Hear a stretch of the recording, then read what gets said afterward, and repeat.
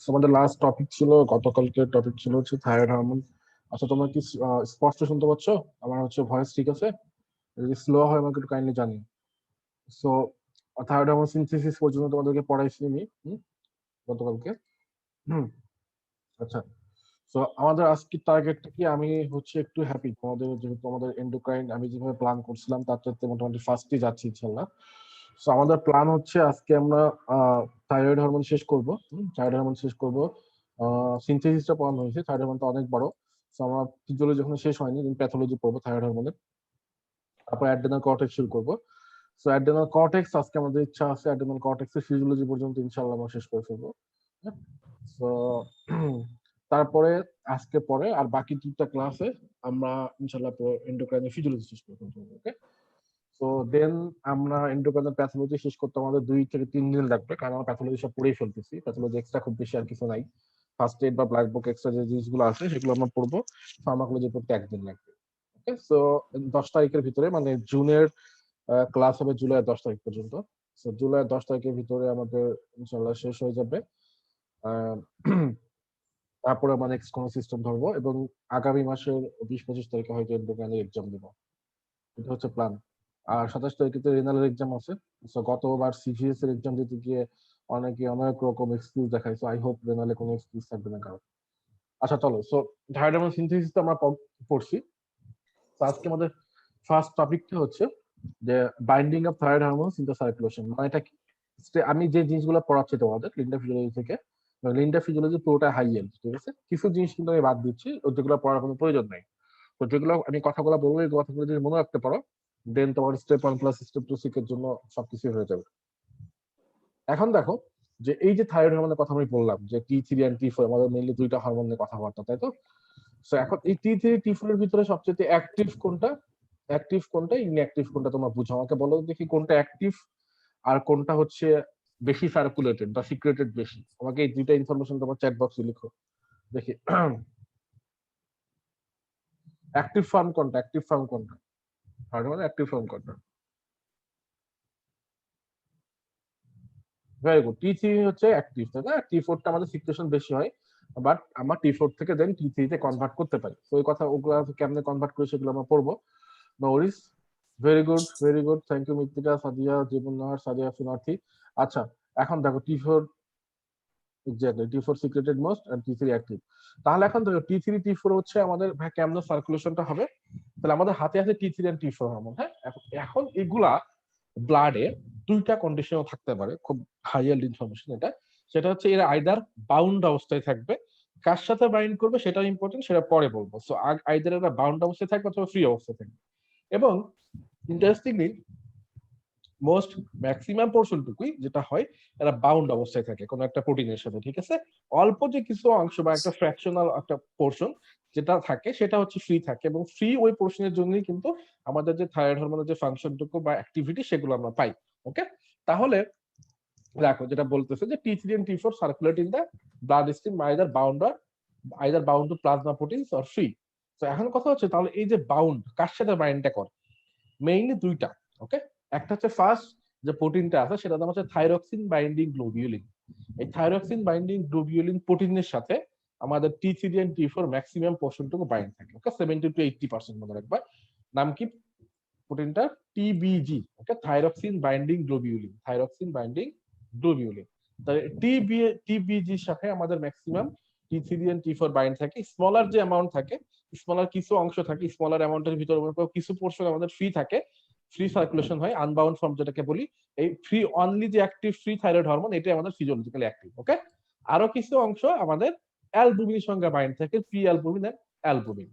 তাহলে আশা করি বুঝতে পারছো। তাহলে এখানে তিনটা কথা, একটা মনে হচ্ছে আমাদের maximum T3 and T4 thyroxine binding গ্লোবিউলিনের সঙ্গে বাইন্ড থাকে, অথবা সেটা হতে পারে 85 to 90%, এবং 1 থেকে 2% আমাদের অ্যাক্টিভ থাকে থাইরয়েড হরমোন, এবং সেটা ফিজিওলজিক্যালি অ্যাক্টিভ, এবং আরো যে কিছু পোর্শন বাকি থাকে সেটা বাইন্ড থাকে হচ্ছে অ্যালবুমিনের সাথে। ওকে, এটুকু বুঝতে হবে।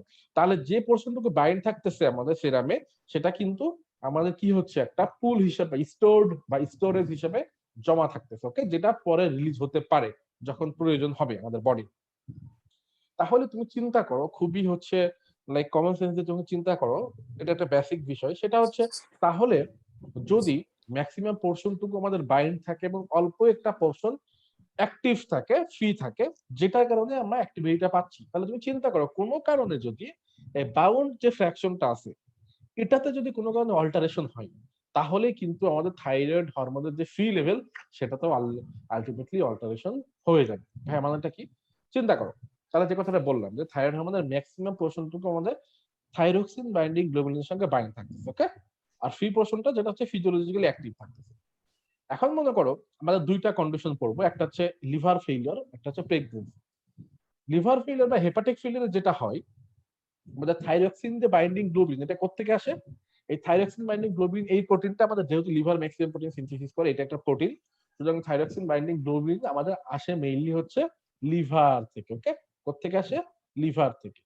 তাহলে তুমি এখন চিন্তা করো, থাইরক্সিন বাইন্ডিং গ্লোবিন যদি লিভার থেকে আসে, তাহলে যদি লিভার ফেইলিয়ার থাকে একটা পেশেন্টের কোনো কারণে, ক্রনিক লিভার ডিজিজ, ক্রনিক যে কারণে, ক্রনিক হেপাটিক ফেইলিয়ার যে কোনো কারণে হতে পারে, সে কারণগুলো এখন যাবো না। তাহলে যেটা হবে, তোমার ব্লাডে যে থাইরক্সিন বাইন্ডিং গ্লোবিনের লেভেলটা সেটা কিন্তু কমে যাবে। তাহলে ব্লাডে যদি থাইরক্সিন বাইন্ডিং এর গ্লোবিনের লেভেলটা কমে যায়, তাহলে এখন আমাদের T3 যে T4 হরমোন সেটা কার সাথে বাইন্ড করবে বলো? সে তো বাইন্ড করে মানুষ খুঁজে পাবে না, মানে সে যার সাথে বাইন্ড করতে চাচ্ছে ম্যাক্সিমাম পোর্শন, সেটার লেভেলটা তো কমে যাচ্ছে, সো সেটা ফ্রি ঘোরাফেরা করবে। সো আলটিমেটলি ট্রানজিয়েন্ট মানে ক্ষণস্থায়ী, ট্রানজিয়েন্ট ইনক্রিজ হবে in the level of free thyroid hormone, okay? এই কন্ডিশন। আচ্ছা, ও মাই গড, কাইন্ডলি অডিওটা অফ করো, কার অডিও অন আছে একটু দেখো। ওর তো কানের 12টা বেজে গেছে, এত করে চিল্লাইছো। আচ্ছা যাই হোক, তোমার একটু কাইন্ডলি ইয়াটা দেখো, হ্যাঁ, অডিও যেন অন না হয়ে যায়। এখন দেখো, যে কথাটা আমি বলতে চাচ্ছিলাম, যে হেপাটিক ফেলিয়ারে যেটা হচ্ছে থাইরক্সিন যে বাইন্ডিং গ্লোবিন সেটা লেভেল কমে যাচ্ছে, ফলে আমাদের ফ্রি যে থাইরয়েড হরমোন সেটা লেভেলটা বেড়ে যাচ্ছে, এটা হচ্ছে হেপাটিক ফেলিয়ার। তাহলে ভাই আরেকটা এক্সাম্পল যে কথা বললেন সেটা কোথায়, সেটা এখন আমি বলবো। এখন আরেকটা এক্সাম্পল হচ্ছে প্রেগনেন্সিতে। তাহলে প্রেগনেন্সিতে কি হচ্ছে? প্রেগনেন্সিতে যে সমস্যাটা হয়, আমাদের প্রেগনেন্সি যেহেতু তোমরা জানো, তোমরা সবাই জানো, গবেষণা পড়াইছি যে ইস্ট্রোজেনের লেভেলটা হাই থাকে, ঠিক আছে? এবং ইস্ট্রোজেন যেটা করে সেটা হচ্ছে আমাদের থাইরক্সিন যে বাইন্ডিং গ্লোবুলিন, ইস্ট্রোজেন যেটা করে থাইরক্সিন বাইন্ডিং গ্লোবুলিনের যে লিভারে যেহেতু সিনথেসিস হচ্ছে, এই থাইরক্সিন বাইন্ডিং গ্লোবুলিনের মেটাবলিজম কিন্তু লিভারেই হবে, ঠিক আছে? ব্রেকডাউন লিভারেই হবে, ব্রেকডাউন যেটা সেটাও কিন্তু লিভারেই হবে। কিন্তু ইস্ট্রোজেন যেটা করে এই থাইরক্সিন বাইন্ডিং গ্লোবুলিনের যে ব্রেকডাউন সেটাকে ইনহিবিট করে, ওকে?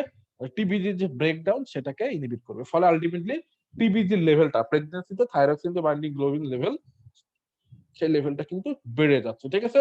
তাহলে চিন্তা করো, সেই লেভেলটা বেড়ে যাচ্ছে, বাট আমাদের যে ফ্রি যে পোর্শন সেটাতে কিন্তু কোনো চেঞ্জেস আসে নাই। তো আলটিমেটলি প্রেগন্যান্সিতে কি হচ্ছে, তুমি প্রেগন্যান্সিতে যখন চিন্তা করো, প্রেগন্যান্সিতে কনসিকুয়েন্সটা কি? প্রেগন্যান্সিতে আমাদের টোটাল T4 এবং টোটাল T3 কিন্তু এলিভেটেড থাকবে, বাট যে ফ্রি যে লেভেলটা আমাদের ফ্রি যে থাইরয়েড হরমোন লেভেলটা সেটার কোনো চেঞ্জ আসবে না। পেশেন্টকে ইউথাইরয়েড বলবে। ইউথাইরয়েড মানে ক্লিনিক্যাল ইউথাইরয়েড মানে পেশেন্টের যে কোনো থাইরয়েড লাইক হরমোনাল যে ইমব্যালেন্স আছে তার কোনো সিমটম নাই। তাহলে এখন তুমি একটা কথা বলতে পারো, ভাইয়া তাহলে টোটাল T4 T3 কেমনে বাড়তেছে, ফ্রিটা কেমনে কনস্ট্যান্ট থাকতেছে? তুমি একদমই সিম্পলি চিন্তা করো, হ্যাঁ, যে আমাদের যে কথাটা কি, যে T3 T4 তোমরা দেখো, তোমরা যারা অনেকে তো থাইরয়েড টেস্ট করো, তাই না? থাইরয়েড টেস্টটা খুবই এসেনশিয়াল। তোমরা দেখবা তোমাদের কি কি করতে দেয়, তোমরা সবাই জানো, FT3 করতে দেয়, FT4 করতে দেয়। FT3 মানে ফ্রি T3, FT4 মানে ফ্রি T4। আর একটা হচ্ছে TT4 মানে হচ্ছে টোটাল T4, একটা হচ্ছে TT3 মানে হচ্ছে টোটাল T3, ঠিক আছে? তাহলে এই টোটাল T4 মানেটা কি? টোটাল T4 মানে হচ্ছে তোমার যে ফ্রি যেটা আছে, ফ্রি T4 প্লাস বাউন্ড যে পোর্শনটুকু, ঠিক আছে? টোটাল T3 মানেটা কি? মানে হচ্ছে ফ্রি T3 প্লাস বাউন্ড পোর্শনটুকু। এখন প্রেগন্যান্সিতে যেটা হচ্ছে, তোমার ফ্রিতে তো কোনো অল্টারেশন নাই, free T3 level normal same, but bound যে পোর্শনটুকু আছে আমাদের থাইরক্সিন বাইন্ডিং গ্লোবিন, যে বাউন্ড পোর্শনটুকু বেড়ে যাচ্ছে, ফলে আমাদের আলটিমেটলি টোটাল যে T4 T3 টা বেড়ে যায়, এবার ফ্রিটা নরমাল থাকে, ওকে? তোমাকে বুঝতে পারছো কনসেপ্ট? এই যে দুটো কনসেপ্ট বললাম, হেপাটিক ফেলিয়ার এন্ড প্রেগন্যান্সি, এই দুটো কনসেপ্ট বোঝাটা খুবই ইম্পর্টেন্ট, কারণ এই দুটো কনসেপ্ট ফার্স্ট এর এক লাইনে দেওয়া আছে, তোমার কিছুই বুঝতে পারবো না যদি আমি যে কথাগুলো বললাম এটা না বুঝি, এবং এটা এক্সামের জন্য ইম্পর্টেন্ট, ওকে? আমি কি ভাইয়া কাইন্ডলি আবার একটু বলা যাবে? হ্যাঁ, স্যার ভাইয়া প্রেগনেন্সিটা। হ্যাঁ অবশ্যই বলা যাবে, বাট কাইন্ডলি তুমি হচ্ছে চ্যাটে লিখো, ওকে? নট হচ্ছে ভয়েস, চ্যাটে লিখবে। আচ্ছা, তো প্রেগন্যান্সিতে যে কথাটা বললাম, প্রেগন্যান্সিতে যেটা হচ্ছে, আমাদের প্রেগন্যান্সিতে ইস্ট্রোজেন প্রোজেস্টেরন লেভেল বেড়ে যাচ্ছে, তোমরা সবাই বুঝো এবং জানো। ইস্ট্রোজেন লেভেল যখন প্রেগন্যান্সিতে বেড়ে যাচ্ছে, ইস্ট্রোজেন কোয়ালিটা কি সেটা খেয়াল করবে। আমাদের টিবিজিটা সিনথেসিস হচ্ছে লিভারে, এবং টিবিজিটা ব্রেকডাউন হবে লিভারে, মেটাবলিজমটা হবে লিভারে। কিন্তু এই ইস্ট্রোজেনের কাজটা হচ্ছে নর্মাল যে টিবিজি ব্রেকডাউন, সেই নর্মাল টিবিজি ব্রেকডাউনটাকে ইনহিবিট করা, ঠিক আছে? ইস্ট্রোজেন যদি বেড়ে যায় সেক্ষেত্রে, তো এখন যদি ইস্ট্রোজেনের লেভেলটা প্রেগন্যান্সি যেহেতু বেড়ে যাচ্ছে, তো আমাদের যে হেপাটিক ব্রেকডাউন আছে টিবিজি, মানে আমাদের হেপাটিক সিনথেসিস হবে প্লাস হেপাটিক ব্রেকডাউন হবে, দুইটা লিভারে হচ্ছে, তাই না? তাহলে ইস্ট্রোজেন কি করবে, ইস্ট্রোজেন লিভারে গিয়ে এই যে আমাদের যে টিবিজির ব্রেকডাউন সেটা কমাবে। মানে নর্মালি যে টিবিজির ব্রেকডাউন হইতো, একটা তো সব একটা সবকিছুতে ব্যালেন্স মেনটেন করতে হবে, তাই না? সিনথেসিস হচ্ছে, সেটা ব্রেকডাউন হবে, কিন্তু নর্মাল যে ব্রেকডাউন সেটাকে ইনহিবিট করবে ইস্ট্রোজেন। ফলে আলটিমেটলি টিবিজির লেভেলটা বেড়ে যাচ্ছে, থাইরক্সিন বাইন্ডিং গ্লোবিনের লেভেলটা বেড়ে যাচ্ছে, ফলে আমাদের বাউন্ড যে থাইরয়েড হরমোনের লেভেল সেটা বাড়তেছে, বাট আমাদের ফ্রি হরমোনের লেভেলটা আনচেঞ্জ। বুঝতে পারছো? আমাকে জানাও একটু। এটা হচ্ছে কনসেপ্ট। এখন কি ক্লিয়ার কিনা?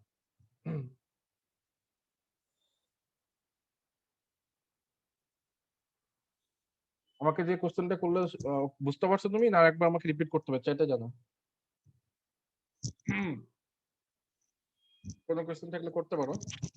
এই টপিকটা কিন্তু আর পরে রিপিট করার সুযোগ নেই, কারণ এটা শুধুমাত্র থাইরয়েড গ্ল্যান্ডের সাথে অ্যাসোসিয়েটেড। আচ্ছা, ফ্রিটা আনচেঞ্জ কেমন? তুমি চিন্তা করো যে আমাদের থাইরক্সিন বাইন্ডিং যে গ্লোবিন, দেখো চিন্তা করো যে প্রেগনেন্সিতে কি হচ্ছে, প্রেগনেন্সি যেটা হচ্ছে টিবিজি লেভেলটা বাড়তেছে, থাইরক্সিন বাইন্ডিং গ্লোবিন বাড়তেছে, ওকে? প্রোটিনটা লেভেল বাড়তেছে, ওকে? জাস্ট প্রোটিনটা লেভেল বাড়তেছে। তাহলে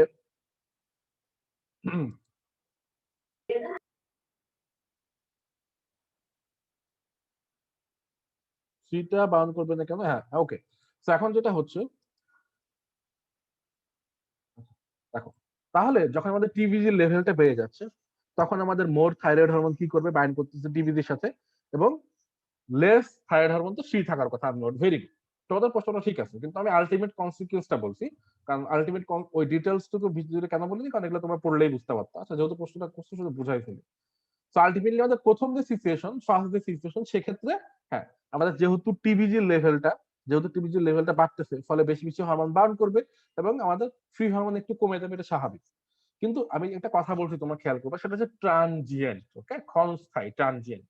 তাহলে কিন্তু এই যে দেখো, তাহলে আমাদের যে ট্রানজিয়েন্টলি যে আমাদের ফ্রি হরমোনটা কমে যাচ্ছে, আমাদের যে ট্রানজিয়েন্টলি ফ্রি হরমোনটা কমে যাচ্ছে একটু হলেও, যেহেতু টিবিজি লেভেলটা বেড়ে গেছে, ব্রেকডাউন কম হচ্ছে, এবং ট্রানজিয়েন্টলি আমাদের মনে করো টি4 এন্ড টি3 কমে গেছে। এখন টি4 টি3 যদি কমে যায়, আমি তোমাকে একটু পরে যেটা পড়াতাম সেটা হচ্ছে নেগেটিভ ফিডব্যাক দিয়ে কি করবে বলতো দেখি। সে সুন্দর মতো নেগেটিভ ফিডব্যাক দিবে, এবং নেগেটিভ ফিডব্যাক দিয়ে টি4 টি3 যেহেতু কমে গেছে, নেগেটিভ ফিডব্যাক দিয়ে কাকে মনে করো, থাইরয়েড যে গ্ল্যান্ড সেটাকে নেগেটিভ ফিডব্যাক দিল, ফলে টিএসএইচটাকে স্টিমুলেট করলো। ফলে আবার কেবে বলো, যেহেতু নেগেটিভ ফিডব্যাক দিচ্ছে, তো টিএসএইচ স্টিমুলেট করবে থাইরয়েড গ্ল্যান্ডকে, এবং থাইরয়েড গ্ল্যান্ড থেকে আবার টি3 টি4 সিক্রেশন হবে, ফলে টি3 টি4 কিছু সময় পরে আবার সেই নরমাল লেভেলে চলে আসবে, ঠিক আছে? এই যে দেখো, নেগেটিভ ফিডব্যাক দেওয়ার পরে আমাদের যে increase synthesis and secretion of thyroid hormone, ultimately as a consequence আবার যে নরমাল যে লেভেলটা সেটা চলে আসবে। হ্যাঁ, এই যে দেখো, তোমার টি3 টি4 প্রেগনেন্সিতে কমে গেছে ট্রানজিয়েন্টলি, ওকে? ট্রানজিয়েন্টলি কমে গেছে। এখন টি3 টি4 কি করবে, টি3 টি4 যেহেতু কমে গেছে, সে এই যে অ্যান্টেরিয়র পিটুইটারিতে যাবে, অ্যান্টেরিয়র পিটুইটারিতে গিয়ে নেগেটিভ ফিডব্যাক দিবে। কমে গেলে কি হবে, নেগেটিভ ফিডব্যাক দিলে টিএসএইচ কি করবে, বেশি বেশি থাইরয়েড গ্ল্যান্ডকে স্টিমুলেট করবে, ফলে থাইরয়েড গ্ল্যান্ড আবার বেশি বেশি টি3 টি4 সিক্রেশন করবে, এবং আলটিমেটলি লেভেলটা নরমাল হয়ে যাবে। একবার কমবে একবার বাড়বে, এই জন্য তুমি কথাটা বলছে খেয়াল করবে, ট্রানজিয়েন্ট, যে ট্রানজিয়েন্টলি ডিক্রিজ, কিন্তু আলটিমেট যে রেজাল্টটা সেটা হচ্ছে প্রেগনেন্সিতে আমার টোটাল টি3 টি4 বেড়ে যাচ্ছে, বাট ফিজিওলজিক্যাল যে নর্মাল লেভেলটা, ফ্রি যে হরমোন, সেটা কিন্তু আনচেঞ্জ এবং নর্মাল। এখন কি বুঝতে পারছো?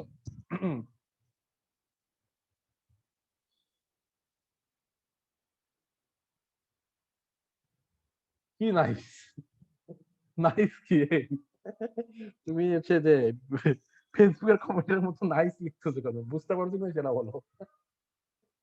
এখন বিষয়টা হচ্ছে, এইটা হচ্ছে আমাদের হচ্ছে মেইন ওকে, মেকানিজম।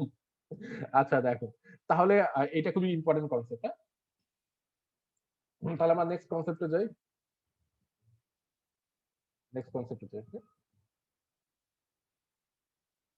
তো রেগুলেশন তো আমরা নিচে পড়বো, প্যারা নেই, রেগুলেশন তো আমরা নিচে অবশ্যই পড়বো।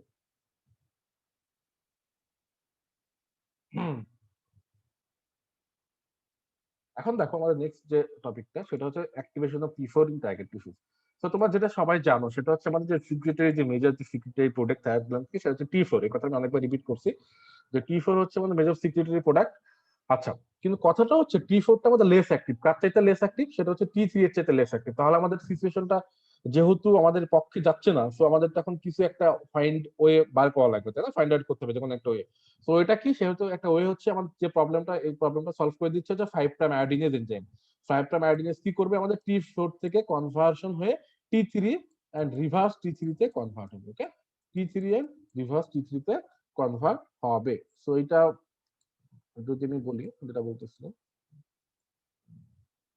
যেটা হচ্ছে মনে করো যে কোনো টার্গেট টিস্যুতে T4 গেছে, টার্গেট হচ্ছে T4 যাওয়ার পরে T4 থেকে T3, এটা হচ্ছে আমাদের 5 prime আয়োডিনেজ। T3 and reverse T3 নামে একটা হরমোন আছে। রিভার্স T3 হচ্ছে physiologically inactive, so we don't care. Okay, reverse T3 সম্পর্কে we don't give a damn. So আমাদের মেইন কথা হচ্ছে T3 এন্ড T4। তাহলে T4 থেকে T3 কনভার্সন কি করতে হচ্ছে, 5 প্রাইম আয়োডিনেজ। এটা খুবই হাই এন্ডেড এনজাইম এবং এটা তোমাকে মনে রাখতে হবে। আচ্ছা, এখন আসলে regulation of thyroid hormone secretion. হ্যাঁ, এটা আমাদের ইম্পর্টেন্ট। এই যে একটু আগে যে বিষয়টা ডিসক্রাইব করলাম, এটা দেখো এখন এখানে আরেকবার ক্লিয়ার হয়ে যাবে। তাহলে আমাদের হাইপোথ্যালামাস থেকে, যে আমাদের হাইপোথ্যালামাসের কাজটা কি, হাইপোথ্যালামাসের যে আমাদের হরমোন ছিল 6টা হরমোন সিক্রেশন করতো, আমাদের সবার মনে থাকার কথা। আচ্ছা, আমাকে রেকর্ড হচ্ছে, ভুলে গেছি তো, হচ্ছে। তো হাইপোথ্যালামাস থেকে যেটা রিলিজ হবে সেটা হচ্ছে থাইরোট্রপিন রিলিজিং হরমোন। ওকে, তাহলে হাইপোথ্যালামাস থেকে থাইরোট্রপিন রিলিজিং হরমোন সিক্রেশন হওয়ার পরে টিআরএস কি করবে, আমাদের অ্যান্টি পিটুইটারিকে স্টিমুলেট করবে। অ্যান্টি স্টিমুলেট করলে অ্যান্টি কি সিক্রেশন হবে, আমাদের যে অ্যান্টি থেকে যে হরমোনগুলো সিক্রেশন হয় তার ভিতরে one of the most important and vital হচ্ছে থাইরয়েড স্টিমুলেটিং হরমোন। এটুকু তোমরা জানো, পড়াইছি আমি। এখন থাইরয়েড স্টিমুলেটিং হরমোন কি করবে, তার টার্গেট যে গ্ল্যান্ড আছে সেখানে চলে যাবে, থাইরয়েড গ্ল্যান্ড। থাইরয়েড গ্ল্যান্ড থেকে T3 and T4 সিক্রেশন করবে, and ultimately T3 and T4 যখন সিক্রেশন হয়ে যাচ্ছে, তখন আমাদের T3 and T4 কি করবে, সব হরমোনের যা কাজ, মানুষের যেটাই কাজ সেটাই। তুমি যদি একটা মানুষকে হেল্প করো, সে তোমাকে অলওয়েজ যেটা করবে, বাইট করার ট্রাই করবে, তাই না? এটা তো আমাদের human psychology. So T3 T4 একই কাজ করবে। তাকে আমাদের কি করা হয়েছে, T3 T4 কে স্টিমুলেট করে তার সিক্রেশনটা বাড়ানো হয়েছে। সেই নিজে গিয়ে কি করবে, সে অ্যান্টি নেগেটিভ ফিডব্যাক দিবে এবং হাইপোথ্যালামাসকে কিছু কিছু সময় নেগেটিভ ফিডব্যাক দিবে, বাট সেটা খুব নেগলিজিবল। আমাদের যে মেইন যে বিষয়টা সেটা হচ্ছে অ্যান্টি নেগেটিভ ফিডব্যাক দিবে, আলটিমেটলি টিএসএস এর লেভেলটা কমবে। ঠিক আছে, এটা হচ্ছে আমাদের normal regulation, thyroid hormone regulation. তাহলে একটু আগে যে কথাটা বললাম, প্রেগন্যান্সির কথাটা আছে, দেখো এখন তুমি মিলিয়ে দেখো, সেই একই কথা, যে প্রেগন্যান্সিতে আমাদের ট্রানজিয়েন্টলি কি হয়েছে, ট্রানজিয়েন্টলি হঠাৎ করে T3 T4 মনে করে কমে গেছে, সেটা যে কোনো সময়ের জন্যই হোক। T3 T4 কমে গেছে, কারণ T3 T4 যদি কমে যায়, আমি আবার বলতেছি, T3 T4 যদি কমে যায়, তাহলে T3 T4 কি করবে, T3 T4 যখন বাড়বে তখন সে নেগেটিভ ফিডব্যাক দিবে। ওকে, ফিডব্যাকটার নাম হচ্ছে নেগেটিভ ফিডব্যাক, ফিডব্যাকটার নাম হচ্ছে নেগেটিভ ফিডব্যাক। T3 T4 যখন কমবে তখন সেটা কাজ কি, তখন সে অ্যান্টি স্টিমুলেট করবে, এটাই তো কাজ, তাই না? যখন বাড়বে তখন কমে যাবে, আর যখন কমবে তখন বাড়বে, এবং আলটিমেটলি টিএসএইচ থাইরয়েড গ্ল্যান্ডকে স্টিমুলেট করবে, ফলে T3 T4 লেভেলটা বেড়ে যাবে। ওকে, তো এইটাই হচ্ছে, এবং আলটিমেটলি কিছু সময় পরে প্রেগনেন্সি যেটা হচ্ছে, যে কিছু সময় পরে আমাদের T3 T4 সেটা কিন্তু আবার নরমাল হয়ে যাচ্ছে। ঠিক আছে, আচ্ছা, তাহলে এটা আমাদের রেগুলেশন। রেগুলেশন আমরা খুব দ্রুত শেষ করে ফেললাম। এখন কিছু এই যে যে কথাগুলো বললাম আমি তোমাদেরকে, দেখো হরমোনের কথা, হরমোনের কথাবার্তা গুলো, এগুলো একটু বুঝতে হবে যে টিআরএস জিনিসটা কি, ভাই টিএসএস জিনিসটা কি। টিএসএস হচ্ছে থাইরয়েড রিলিজিং হরমোন, যেটা আমাদের হাইপোথ্যালামাস থেকে সিক্রেশন হচ্ছে। হাইপোথ্যালামাস থেকে সিক্রেশন হয়ে টিআরএস কি করবে, আমাদের যে অ্যান্টেরিয়র পিটুইটারি গ্ল্যান্ড আছে, বা পিটুইটারি গ্ল্যান্ডের যে অ্যান্টেরিয়র লোব আছে, সেখানে আমাদের যে থাইরয়েডক্স থাকে, থাইরয়েডক্স সেল থাকে, সেখানে গিয়ে ডিরেক্টলি স্টিমুলেট করবে। ঠিক আছে, সেখানে গিয়ে ডিরেক্টলি স্টিমুলেট করবে। দেন ওটা আমাদের যখন স্টিমুলেট করবে, স্টিমুলেটেড হবে অ্যান্টিপিটিউটারি থেকে আমাদের যে হরমোনটা রিলিজ হবে, সেটা নাম হচ্ছে থাইরয়েড স্টিমুলেটিং হরমোন, যেটা একটা গ্লাইকোপ্রোটিন, তোমরা জানো, এবং এটা অ্যান্টিরিয়র লোব থেকে আমাদের সিক্রেশন হচ্ছে। ওকে, দেন টিএসএইচ তার যে ইফেক্টটা সেটা আমাদের আলটিমেটলি দিবে থাইরয়েড গ্ল্যান্ডকে। এই যে আলটিমেটলি ইফেক্টটা থাইরয়েড গ্ল্যান্ডকে দিবে, টার্গেট টিস্যু। আচ্ছা, তাহলে থাইরয়েড হরমোনের রেগুলেশনটা আমাদের ডান করছি। তাহলে এখন যে জিনিসটা আমাদের পড়তে হবে, খুবই ইম্পর্টেন্ট কনসেপ্ট, সেটা হচ্ছে এই যে actions of TSS in thyroid gland.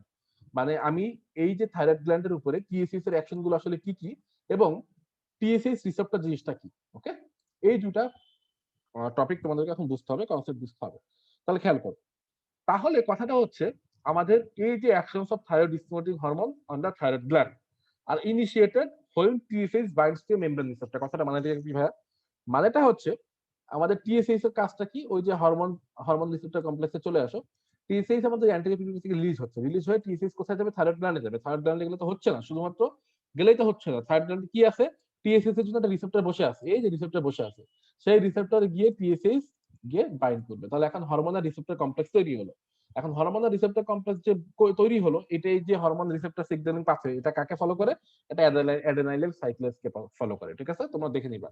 তাহলে অ্যাডেনাইল সাইক্লেসের সঙ্গে কাপলড হয়ে গেল, ফলে জি প্রোটিন অ্যাক্টিভ হয়ে যাচ্ছে এবং আমাদের আলটিমেটলি সাইক্লিক এমপি জেনারেশন হচ্ছে, যেটা আমরা সেকেন্ড মেসেঞ্জার হিসেবে গণ্য করি বা কাউন্ট করি। ঠিক আছে, আচ্ছা এখন তাহলে এই যে টি6 যে তুমি পাইলা, টি6 দিয়ে যে থাইরয়েড গ্ল্যান্ডকে তুমি স্টিমুলেট করতেছো, ওকে, এবং থাইরয়েড হরমোন সিক্রেশন করতেছো টি3 এন্ড টি4, আলটিমেটলি টিএসএস এর যে অ্যাকশনটা কয় টাইপের থাইরয়েড গ্ল্যান্ডের উপর, সে কি কি টাইপের অ্যাকশন দেয়। সো এক নম্বর অ্যাকশন তো তোমরা সবাই জানো, যে টি6 থাইরয়েড গ্ল্যান্ডকে স্টিমুলেট করে টি3 এন্ড টি4 সিক্রেশন করতেছে, যেটা আমাদের কথাবার্তা অনেকবার বলা হয়েছে। ওকে, আচ্ছা এখন কিভাবে ভাইয়া টি3 টি4 সিক্রেশনটা করতেছে, এটা হচ্ছে কথা। টি3 টি4 সিক্রেশন কেমনে করতেছে সেটার প্রত্যেকটা স্টেপ তোমাকে গতদিন দেখাইছি। তাহলে স্টেপ গুলো মনে করে দেখো, খেয়াল করে দেখো, আমাদের যে মেইন স্টেপ গুলো ছিল, একটা হচ্ছে আয়োডিন আপটেক, একটা হচ্ছে অক্সিডেশন, মানে একটা এই দুটো স্টেপ একই নাম, সেটা হচ্ছে আয়োডিন আপটেক এন্ড অক্সিডেশন। একটা হচ্ছে অর্গানিফিকেশন অফ আয়োডিন, একটা হচ্ছে coupling of MIT and DIT, তারপর হচ্ছে এন্ডোসাইটোসিস এন্ড প্রোটিওলাইসিস। ঠিক আছে, এই যে সবগুলো পাথওয়ে কিন্তু আমাকে এই সবগুলো পাথওয়েকে আলটিমেটলি টিএসএইচ স্টিমুলেট করতেছে। এটা খুবই ইম্পর্টেন্ট, আমি আবার বলতেছি যে সবগুলা পাথওয়ে দেখতেছো থাইরয়েড হরমোন সিক্রেশন, এগুলো সবগুলোকে আমাদের টিএসএইচ স্টিমুলেট করতেছে। দেখো আয়োডিন আপটেক থেকে শুরু করে অর্গানিফিকেশন, কাপলিং, এন্ডোসাইটোসিস, প্রোটিওলাইসিস, সবগুলাকে আমাদের এই যে স্টেপ গুলাকে থাইরয়েড স্টিমুলেটিং যে হরমোন টিএসএইচ, এই টিএসএইচ কি করবে? স্টিমুলেট করবে। হ্যাঁ, এটা বোঝাটা খুবই বেশি ইম্পর্টেন্ট, মনে রাখবা। আচ্ছা এখন তাহলে হচ্ছে আর একটা যে বিষয় আমরা পড়বো, সেটা হচ্ছে এই যে আমাদের থাইরয়েড স্টিমুলেটিং হরমোন যখন থাইরয়েড গ্ল্যান্ডের সঙ্গে বাইন্ড করতেছে, আমি আবারও বলতেছি, থাইরয়েড স্টিমুলেটিং হরমোন যখন থাইরয়েড গ্ল্যান্ডের সঙ্গে বাইন্ড করতেছে, তখন সে একটা রিসেপ্টরের হেল্প নিচ্ছে, তাই না? সেটার নাম কি? সেটার নাম হচ্ছে টিএসএইচ রিসেপ্টর। এটা খেয়াল করো, এটা মনে রাখতে হবে। এখন কথা হচ্ছে, তাহলে যে কথাটা বললাম, যে ভাই আপনি যে কথাটা বলতেছেন যে টিএসএইচ রিসেপ্টরকে তাহলে আলটিমেটলি অ্যাক্টিভেট কে করতেছে? এই যে থাইরয়েড স্টিমুলেটিং হরমোন। কারণ এই টিএসএইচ রিসেপ্টরের সিচুয়েশন কোথায়? তার সিচুয়েশন হচ্ছে থাইরয়েড গ্ল্যান্ডে। এখন থাইরয়েড স্টিমুলেটিং হরমোন যখন টিএসএইচ রিসেপ্টরের সঙ্গে এসে বাইন্ড করবে, তখন এটা থাইরয়েড গ্ল্যান্ড অ্যাক্টিভেট হচ্ছে। এখন কথাটা হচ্ছে, তোমরা আমাকে যে প্রশ্নটা করতে পারো সেটা হচ্ছে, এই যে টিএসএইচ অ্যাক্টিভেশন যেটা হচ্ছে, সেটাকে শুধুমাত্র থাইরয়েড স্টিমুলেটিং হরমোনের প্রেজেন্সেই হবে, না অন্য যে কোনো কারণে যদি আমি টিএসএইচ কি অ্যাক্টিভেট করতে পারি বা স্টিমুলেট করতে পারি, সেক্ষেত্রে থাইরয়েড গ্ল্যান্ড অ্যাক্টিভেট হয়ে যাবে? দিস শুড বি এর কোশ্চেন, মানে অ্যানসারটা হচ্ছে ইয়েস। ওকে, এই কনসেপ্টটা বোঝাটা খুব বেশি ইম্পর্টেন্ট। সেটা হচ্ছে আরো একটা প্রোটিন আছে, যার নাম হচ্ছে thyroid stimulating immunoglobulin. Thyroid stimulating immunoglobulin তোমরা মুখস্থ করে আসছো আজীবন, সেটার নাম হচ্ছে টিএসআই, থাইরয়েড স্টিমুলেটিং ইমিউনোগ্লোবিলিন। ওকে, আচ্ছা এই থাইরয়েড স্টিমুলেটিং ইমিউনোগ্লোবিন জিনিসটা কি ভাইয়া? থাইরয়েড স্টিমুলেটিং ইমিউনোগ্লোবিন জিনিসটা হচ্ছে আমাদের টিএসএইচ রিসেপ্টরের অ্যান্টিবডি। টিএসএইচ রিসেপ্টরের অ্যান্টিবডি মানেটা কি? মানেটা হচ্ছে সোজা হিসেব, থাইরয়েড গ্ল্যান্ডে যে টিএসএইচ রিসেপ্টর থাকে, তার সঙ্গে এই থাইরয়েড স্টিমুলেটিং ইমিউনোগ্লোবিন বাইন্ড করতে পারে। তাহলে কিন্তু বুঝে দেখো খুব ভালো মতো, তাহলে কোনো কারণে যদি আমি থাইরয়েড স্টিমুলেটিং ইমিউনোগ্লোবিনের প্রোডাকশনটা বাড়াইতে পারি, তাহলে কি করবে সেটা? তাহলেই থাইরয়েড গ্ল্যান্ডের টিএসএইচ রিসেপ্টরের সঙ্গে বাইন্ড করে থাইরয়েড গ্ল্যান্ডকে সে স্টিমুলেট করবে। ওকে, হ্যাঁ গ্রেভ ডিজিজে পাওয়া যায়, তো পরের কথা। তো এখন দেখো, তাহলে যেটা বললাম যে থাইরয়েড স্টিমুলেটিং ইমিউনোগ্লোবিন, এটা হচ্ছে আমাদের টিএসএইচ রিসেপ্টর অ্যান্টিবডি। তাহলে থাইরয়েড স্টিমুলেটিং ইমিউনোগ্লোবিন কি করবে? থাইরয়েড স্টিমুলেটিং ইমিউনোগ্লোবিন কি করবে? থাইরয়েড গ্ল্যান্ডে গিয়ে টিএসএইচ রিসেপ্টরের সঙ্গে বাইন্ড করবে, ফলে থাইরয়েড গ্ল্যান্ডকে অ্যাক্টিভেট করবে। ঠিক আছে, তাহলে এই থাইরয়েড স্টিমুলেটিং ইমিউনোগ্লোবিন যে কথাটা বলতেছি অথবা টিএসআই, এটা জিনিসটা কি? এটা হচ্ছে আমাদের ইমিউনোগ্লোবিনের একটা ফ্র্যাকশন, ইমিউনোগ্লোবিন জি মেইনলি। ইমিউনোগ্লোবিন জি আমরা ইমিউনোলজিতে পড়াবো আইজিজি, এটাকে বলা হয় আইজিজি। ওকে, যে পাঁচটা ইমিউনোগ্লোবিন আছে মেইনলি জিএমএইডি। তো এই যে তার ভিতরে একটা হচ্ছে আমাদের ইমিউনোগ্লোবিন জি। ইমিউনোগ্লোবিন জি এর একটা ফ্র্যাকশন হচ্ছে থাইরয়েড স্টিমুলেটিং ইমিউনোগ্লোবিন। তাহলে একটা ডিজিজ আছে যেটার নাম হচ্ছে গ্রেভস ডিজিজ, তোমরা জানো হাইপারথাইরয়েডিজম একটা ক্লাসিক্যাল ডিজিজ। ওকে, বা ক্লাসিক্যাল কজ। এই গ্রেভ ডিজিজ যেটা হচ্ছে, আমাদের গ্রেভ ডিজিজ একটা তো জিনিস তৈরি হয়, যেটার নাম, সেটার নাম হচ্ছে এই যে thyroid stimulating immunoglobulin. Grave disease যেটা হচ্ছে আমাদের এইটার লেভেলটা অনেক বেড়ে যায়, টিএসআই লেভেলটা, ফলে টিএসআই টিএসএইচ রিসেপ্টরকে স্টিমুলেট করে এবং আলটিমেটলি আমাদের থাইরয়েড গ্ল্যান্ড অ্যাক্টিভেট হয়ে যাচ্ছে। ফলে আমাদের গ্ল্যান্ডে কি হয়ে যাবে বলতো দেখি? গ্ল্যান্ডের হাইপারট্রফি হবে এন্ড হাইপারপ্লাসিয়া হবে, গ্ল্যান্ডটা এনলার্জ হবে এবং গ্ল্যান্ড থেকে কন্টিনিউয়াসলি থাইরয়েড হরমোন সিক্রেশন হবে, ফলে একটা পেশেন্টের হাইপারথাইরয়েডিজমের ফিচার পাবা। ওকে, আশা করি বুঝতে পারছো। তাহলে একটা পেশেন্ট হাইপারথাইরয়েডিজমের ফিচার পাবা, তাহলে এখন কি টি3 টি4 বাড়বে? টি3 টি4 যদি বেড়ে যায়, তাহলে টি3 টি4 কি করবে বলতো দেখি? অ্যান্টিবায়োটিকে গিয়ে সে নেগেটিভ ফিডব্যাক দিয়ে টিএসএইচ এর লেভেলটা কমাবে। এই জন্য হাইপারথাইরয়েডিজম আমরা কি পাই? ইনক্রিজ টি3 টি4 এন্ড ডিক্রিজ টিএসএইচ। ডান, এই কনসেপ্টটা বোঝাটা খুব বেশি ইম্পর্টেন্ট। হ্যাঁ, আচ্ছা, সো আমাদের এই কনসেপ্ট শেষ। এখন আমরা পড়বো অ্যাকশনস অফ থাইরয়েড হরমোন। এখন আমরা পড়বো অ্যাকশনস অফ থাইরয়েড হরমোন। আমরা একটা 1 মিনিটের ব্রেক দিব, আমরা পানি খাবো, 1 মিনিটের ব্রেক।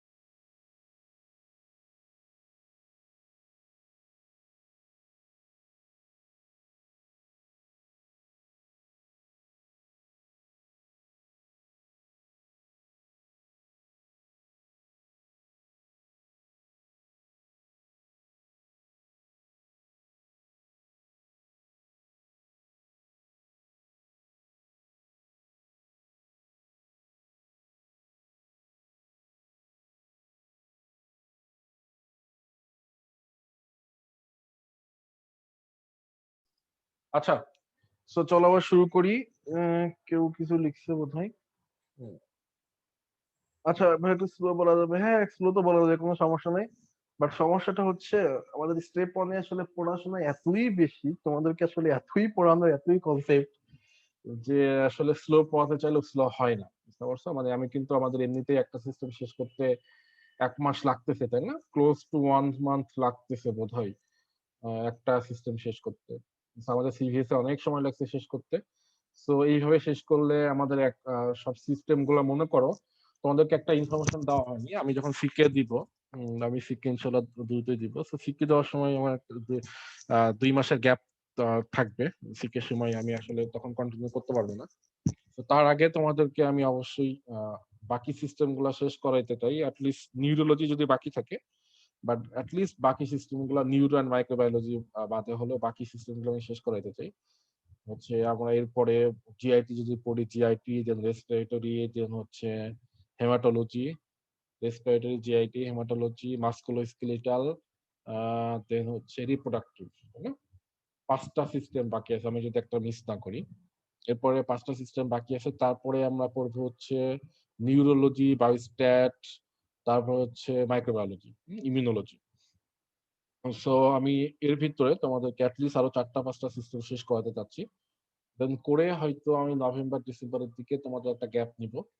ওকে, গ্যাপ নিয়ে হচ্ছে তখন গ্যাপ নিব। হ্যাঁ, তো তোমাদের সাথে যেহেতু আমার এখন আমার মনে হচ্ছে আমার পড়াশোনা একটু হ্যাম্পারই হচ্ছে, বুঝছো? সো আমি মনে হয় না আমার কোচিংটা স্টার্ট করা ঠিক হয়েছে। আমার যেটা এখন এখন মনে হয়েছে আর কি, মনে হচ্ছে সত্যি কথা বলতে। আর তোমাদের সাথে যেহেতু আমি একটা ইয়াতে চলে এসেছি, মানে লাইক আমার একটা দায়বদ্ধতা আছে, তোমাদেরকে শুরু করছি, তো তোমাদেরকে শেষ করতে হবে আমার। মাঝপথে তো অবশ্যই তোমাদেরকে ছেড়ে দিতে পারি না, তাই না? বিষয়টা হচ্ছে এরকম। আচ্ছা, তাহলে এখন দেখো, তাহলে আমাদের হচ্ছে যেটা পড়তেছিলাম, এখন আমরা অ্যাকশনস অফ থাইরয়েড হরমোন পড়বো। অ্যাকশনস অফ থাইরয়েড হরমোন পড়বো।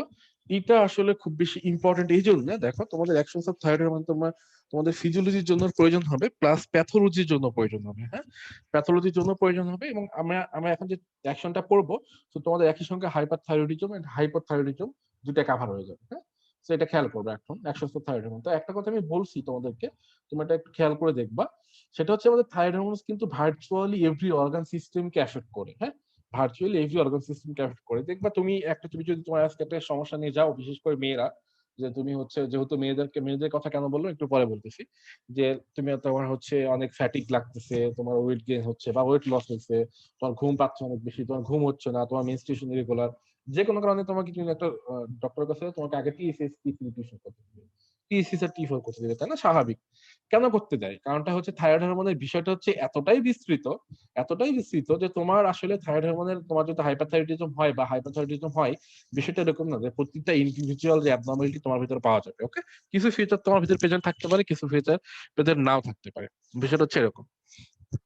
আচ্ছা, তাহলে যেটা বললাম, যে কথাটা, যে কেন মেয়েদের কথা আমি বললাম, কারণটা হচ্ছে দেখো, আমি বলো তো দেখি, আমি কেন এখানে মেয়েদের কথা বললাম, আমাকে কেউ বলতে পারবে? এটা অবশ্যই রিজন আছে, এই রিজন আমি বহুবার এক্সপ্লেন করছি তোমাদেরকে। বলো তো দেখি, চাইটা লিখো তো দেখি কেন আমি মেয়েদের কথা বললাম স্পেশালি, দেখি কে বলতে পারে কেন।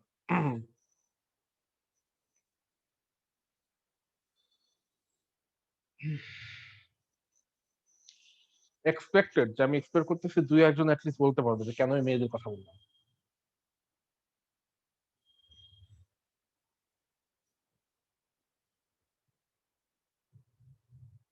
সি সি সেলিস এপিসিস, না এটা এই টি সি সেলিস এপিসিস। না না না, এটার সাথে তো কোনো মেয়েদের থাইরয়েড ডিসিজ ডিসির কোনো রিলেশন নাই, তাই না? টিসিস ঠিক আছে, আমাদের এলএসএস সিপিএস কে হচ্ছে এর সাথে inter related, inter connected, but এটার সাথে তো কোনো রিলেশন নাই। না না না, ইস্ট্রোজেন প্রজেস্টেরন এর সাথে কোনো রিলেশন নাই, কোনো রিলেশন নাই। মেনস্ট্রুয়াল সাইকেল রিলেটেড নো, কোনো রিলেশন নাই। একটাই রিলেশন, সেটা হচ্ছে Arpita, thank you so much, I am so proud of you. সেটা হচ্ছে auto immune disorder, auto immune disease, ঠিক আছে?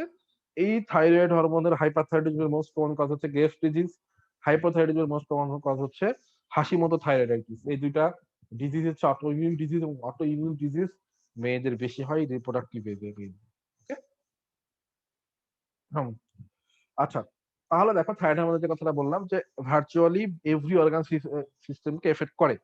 এখন তাহলে আমাদের যে ফার্স্ট স্টেপটা আছে, যে আমরা টি4 পাইছি, তো টি4 এর কাজটা কি হবে? আমাদের ফার্স্ট কাজ হচ্ছে কনভার্সন অফ টি4 to T three by 5 prime iodinase. Okay, 5 prime iodinase. তাহলে এখন দেখো অ্যাকশনস অফ থাইরয়েড হরমোন যদি আমি প্রথম থেকে তোমাদেরকে ডেসক্রাইব করার চেষ্টা করি, একটু ইজি করে দিই। সেটা হচ্ছে ফার্স্ট স্টেপটা মনে রাখো, যে আমি টি4 এন্ড টি3 সিক্রেশন হইছে, বাট ভাই এখানে টি4 কেন লেখা? কারণ টি4 আমাদের এতই বেশি সিক্রেশন হয় যে টি3 কে সে কি করে, সিম্পলি আউটপ্লে করে, ঠিক আছে? তাহলে টি4 থেকে আমাদের টি3 লেভেলটা কি হতে হবে, একটু নিয়ে আসতে হবে, কনভার্সন করে নিয়ে আসতে হবে। কারণ আমাদের মোর অ্যাক্টিভ যে থাইরয়েড হরমোনটা, সেটা হচ্ছে টি3, নট টি4। এই জন্য টি4 থেকে টি3 তে আমরা কনভার্ট করব by the help of 5 prime iodinase. এখন এই যে টি3 আসলো, টি3 কোথায় ঢুকবে? নিউক্লিয়ার রিসেপ্টরে ঢুকবে। নিউক্লিয়ার রিসেপ্টরে ঢোকার পরে তোমাদের স্টেপ গুলা কি তোমরা অলরেডি জানো? আমাদের স্টেপ গুলো কি ছিল? একটা হচ্ছে ট্রান্সক্রিপশন, একটা হচ্ছে ট্রান্সলেশন, তাই না? আমাদের আলটিমেট টার্গেটটা কি? Protein synthesis. প্রোটিন সিনথেসিস কোন স্টেপে হয় মনে করে দেখো? ট্রান্সলেশনে হয়। তো সবার আগে যেটা করতে হবে, নিউক্লিয়ার রিসেপ্টরে এসে ট্রান্সক্রিপশন করতে হবে ডিএনএ, দেন মেসেঞ্জার এনে ট্রান্সলেশন করতে হবে, যেটা থেকে আমি নতুন প্রোটিন পাবো। ওকে, এখন তাহলে দেখো হরমোনটা আমি সিনথেসিস করলাম, মেইন যে কথাটা বলতেছে। এখন থাইরয়েড গ্ল্যান্ডের যে মেইন ইফেক্ট পাঁচটা বিষয়ের উপর বা পাঁচটা সিস্টেমের উপরে, সেই ইফেক্ট গুলোকে একটু ডেসক্রাইব করা ট্রাই করছে। একটা হচ্ছে গ্রোথের উপরে থাইরয়েড হরমোনের আমাদের কি ইফেক্ট আছে, নার্ভাস সিস্টেমের উপরে কি ইফেক্ট আছে, বিএমআর এর উপরে কি ইফেক্ট আছে, মেটাবলিজমের উপরে কি ইফেক্ট আছে, এন্ড আমাদের কার্ডিওভাস্কুলার সিস্টেমের উপরে কি ইফেক্ট আছে, ঠিক আছে। আচ্ছা, আরেকটা বিষয় অনেকে বলতে ভুলে গেছে, আমাদের কিন্তু বেশি সময় লাগার একটা কারণ আছে। আমি তোমাদেরকে এত ডিটেইলড ক্লাস নিয়ে একটা কারণ হচ্ছে আমরা কিন্তু সবগুলো রিসোর্স টাচ করি। ওকে, যে বিষয়টা হচ্ছে অন্য যারা মেন্টর আছে তারাও সবাই বস বস মেন্টর। স্টেপ 1 বা স্টেপ 2 যারা দিচ্ছে তারা কেউই খেয়াল না, ঠিক আছে, সবাই বস। বিষয়টা হচ্ছে ম্যাক্সিমামই সবাই, আমি যেটা দেখছি খেয়াল করছি, সবাই ফার্স্ট এইড পড়াই, ফার্স্ট এইড কে ফোকাস করে পড়াই। বাট বিষয়টা হচ্ছে ওটা না, আমি নিজে যখন প্রিপারেশনে খেয়াল করছি সেটা হচ্ছে, দেখো তোমাদের প্রিপারেশন কিন্তু মেইনলি দুইটা, তোমাদের যে কোনো আমাদের যে নলেজ অ্যাকোয়ার করার জ্ঞান আহরণের দুটো স্টেজ আছে। একটা হচ্ছে তুমি তোমার এক্সাম স্পেসিফিক পড়াশোনা করবা, ওকে, একটা হচ্ছে তোমার বেসিকটা স্ট্রং করবা। বিষয় হচ্ছে দুইটা। তো তোমাকে কিন্তু সবার আগে যেটা করতে হবে, তোমার বেসিকটা স্ট্রং করতে হবে। বেসিক মানে কিন্তু এভরিথিং, ওকে। একটা সিস্টেমের বেসিক মানে হচ্ছে তুমি একটা সিস্টেমের অ্যানাটমির জন্য, ফিজিওলজির জন্য, প্যাথোলজির জন্য, ফার্মাকোলজির জন্য, দিস ইজ কল্ড বেসিক, ওকে। তো বিষয়টা হচ্ছে তুমি যখন একটা সিস্টেম সম্পর্কে ডিটেইলড জানবা তখন তুমি এক্সাম স্পেসিফিক পড়াশোনা করতে তোমার বোরিং লাগবে না। কিন্তু এক্সাম স্পেসিফিক বলতে আমি এটা বোঝাচ্ছি, তুমি যদি ফার্স্ট এইড ধরো প্রথমেই, তোমার ডিপ্রেশন আসতে আসলে বাধ্য। ফার্স্ট এইড আসলে কোনো লার্নিং টুল না, ওকে। এজন্য ফার্স্ট এইড কি আমরা মেজর রিসোর্স হিসেবে সবসময় ইউজ করি না, সত্যি কথা বলতে। আমি যে কথাবার্তা বলি ফার্স্ট এইড গুলো পড়ানোর সময়, সেগুলো কিন্তু ম্যাক্সিমাম কথাবার্তা ই ওয়ার্ল্ড এর বা অন্যান্য রিসোর্স। আচ্ছা, এখন দেখো তাহলে থাইরয়েড হরমোন আমাদের কি করবে, গ্রোথে হেল্প করে, বোনের ম্যাচুরেশনের মাধ্যমে। এটা আমি ডিটেইলস নিচে পড়াবো। নার্ভাস সিস্টেমে আমাদের ম্যাচুরেশন করবে সিএনএস এর। বেজাল যে মেটাবলিক রেট আছে তার উপর ইফেক্ট হচ্ছে আমাদের কি করতেছে, সোডিয়াম পটাসিয়াম এটিপিএস পাম্পের যে অ্যাক্টিভিটি সেটা বাড়াবে। সোডিয়াম পটাসিয়াম এটিপিএস পাম্পের যে অ্যাক্টিভিটি বাড়ে, আলটিমেটলি আমাদের অক্সিজেন কনজাম্পশন বেশি হবে, তাই না? আর তাহলে আমাদের যদি সোডিয়াম পটাসিয়াম এটিপিএস অ্যাক্টিভিটি বাড়ে, অক্সিজেন কনজাম্পশন বাড়ে, আলটিমেটলি কি হবে, হিট প্রোডাকশনটা বেশি হবে এবং বেজাল মেটাবলিক যে রেট সেটা বাড়বে। আচ্ছা, দেন আমাদের মেটাবলিজমে গ্লুকোজ মেটাবলিজম বাড়ায়, থাইরয়েড হরমোন গ্লাইকোজেনোলিসিস করে। গ্লাইকোজেনোলিসিস মানে কি, মানে হচ্ছে গ্লাইকোজেনটা ভাঙা, তাই তো। গ্লাইকোজেনেসিস মানে গ্লাইকোজেন সিনথেসিস করা, আর গ্লাইকোজেনোলাইসিস মানে গ্লাইকোজেনটা ভাঙা। তাহলে গ্লুকোজ অ্যাবজর্পশন করতেছে, গ্লাইকোজেনোলাইসিস করতেছে, গ্লুকোনিওজেনেসিস মানে গ্লুকোজ সিনথেসিস করতেছে, লিপোলাইসিস করতেছে, প্রোটিন সিনথেসিস আর প্রোটিন লাইসিস দুইটাই করে। তো আলটিমেটলি আমাদের থাইরয়েড হরমোনের যে ফাংশনটা, আমাকে বলো তো দেখি কেউ একজন ডায়াবেটোজেনিক না অ্যান্টাই ডায়াবেটোজেনিক, এর মানেটা এই কথাটা তো অবশ্যই বুঝতে পারছো যারা লাস্ট ক্লাস করছো, যারা গ্রোথ হরমোন পড়ছো। আমাকে বলো তো দেখি, থাইরয়েড হরমোনের যে ফাংশনটা তোমরা দেখতেছো, এটা কি ডায়াবেটোজেনিক না অ্যান্টাই ডায়াবেটোজেনিক? আমি এক্সপেক্ট করতেছি তোমাদের কাছ থেকে অ্যান্সারটা শুনতে পারো। ভেরি গুড, ডায়াবেটোজেনিক, ঠিক আছে। বুঝতে হবে, এগুলো বুঝে বুঝে পড়বে। Thank you everyone. Diabetogenic, okay. তাহলে এখন দেখো কার্ডিওভাস্কুলার আমাদের কি করতেছে, কার্ডিয়াক আউটপুট বাড়াচ্ছে। কার্ডিয়াক আউটপুট কেমনে বাড়ে সেটা আমরা ডেসক্রাইব করবো। তাহলে এখন দেখো আমাদের একটা একটা করে তোমাদেরকে ফাংশন পড়ায়। ফার্স্ট আসলে বিএমআর, আসলে থাইরয়েড হরমোনের বিএমআর এর উপর ইফেক্টটা কি, ওকে। বিএমআর হচ্ছে বেজাল মেটাবলিক রেট। তাহলে আমাদের থাইরয়েড হরমোনের মোস্ট সিগনিফিকেন্ট এন্ড প্রোনাউন্সড ইফেক্টটাই হচ্ছে আমাদের অক্সিজেন কনজাম্পশনটা বাড়ানো, হ্যাঁ। তাহলে অক্সিজেন কনজাম্পশন যদি বাড়ে, কেমনে বাড়বে, আমাদের যে সোডিয়াম পটাসিয়াম এটিপিজ অ্যাক্টিভিটি যেহেতু বাড়ে, তাই না। তাহলে অক্সিজেন কনজাম্পশন বাড়তেছে এবং আলটিমেটলি আমাদের বেজাল মেটাবলিক রেটটা বাড়তেছে এবং বডি টেম্পারেচারটা বাড়তেছে। তো এই জন্যই কিন্তু একটা হাইপার থাইরয়েডিজমের পেশেন্টের হিট ইনটলারেন্স ডেভেলপ করে, মানে সে গরমটা সহ্য করতে পারে না বা গরম তার অনেক বেশি লাগে, ওকে। তাহলে থাইরয়েড হরমোন আমাদের অক্সিজেন কনজাম্পশনটা বাড়ায় অল টিস্যুতে এক্সেপ্ট ব্রেনে, বোনাসে, স্প্রেডিং। যদিও এটা মনে রাখা ইম্পর্টেন্ট নাই, তা আবার জাস্ট মনে রাখবা। দেন যেটা বললাম, সোডিয়াম পটাসিয়ামের এটিপিজ এর অ্যাক্টিভিটিটা আমাদের থাইরয়েড হরমোন বাড়ানো হচ্ছে মেইন কাজ, ওকে। তো এটা যখন বাড়ছে, অক্সিজেন কনজাম্পশন বাড়তেছে, আলটিমেটলি বিএমআর বাড়তেছে, বডি টেম্পারেচার বাড়তেছে। ফলে ইফেক্টটা হচ্ছে ইনক্রিজড বেজাল মেটাবলিক রেট। দেখো যেটা বললাম, অক্সিজেন কনজাম্পশন হবে, হিট প্রোডাকশন হবে বডিতে, ফলে আমাদের oxygen consumption, BMR, heat production সবকিছুই বাড়বে। 2 নম্বর হচ্ছে খুবই ইম্পর্টেন্ট, 1 নম্বরের মতো প্রথম দুইটাই সবচেয়ে মোস্ট ইম্পর্টেন্ট, হচ্ছে মেটাবলিজম। তাহলে আমাদের যেহেতু আমাদের অক্সিজেন কনজাম্পশন বাড়াচ্ছে, আমাদের থাইরয়েড হরমোন যেহেতু অক্সিজেন কনজাম্পশনটা বাড়াচ্ছে, এখন এই যে অক্সিজেন কনজাম্পশনটা বাড়াচ্ছে, অক্সিজেন কনজিউম করতে হলে কি দরকার তুমি চিন্তা করো। আমি যত বেশি অক্সিজেন কনজিউম করতেছি, আমাদের তত বেশি অক্সিজেন ডেলিভারির প্রয়োজন, তাই না। স্বাভাবিকভাবেই তত বেশি অক্সিজেন ডেলিভারির প্রয়োজন। তাহলে increase oxygen consumption depends on the increase availability of the substrates for oxidative metabolism. তার মানে হচ্ছে আমাদের তো সাবস্ট্রেট লাগবে যার মাধ্যমে আমাদের মেইনলি অক্সিজেন ডেলিভারিটার প্রয়োজন, হ্যাঁ?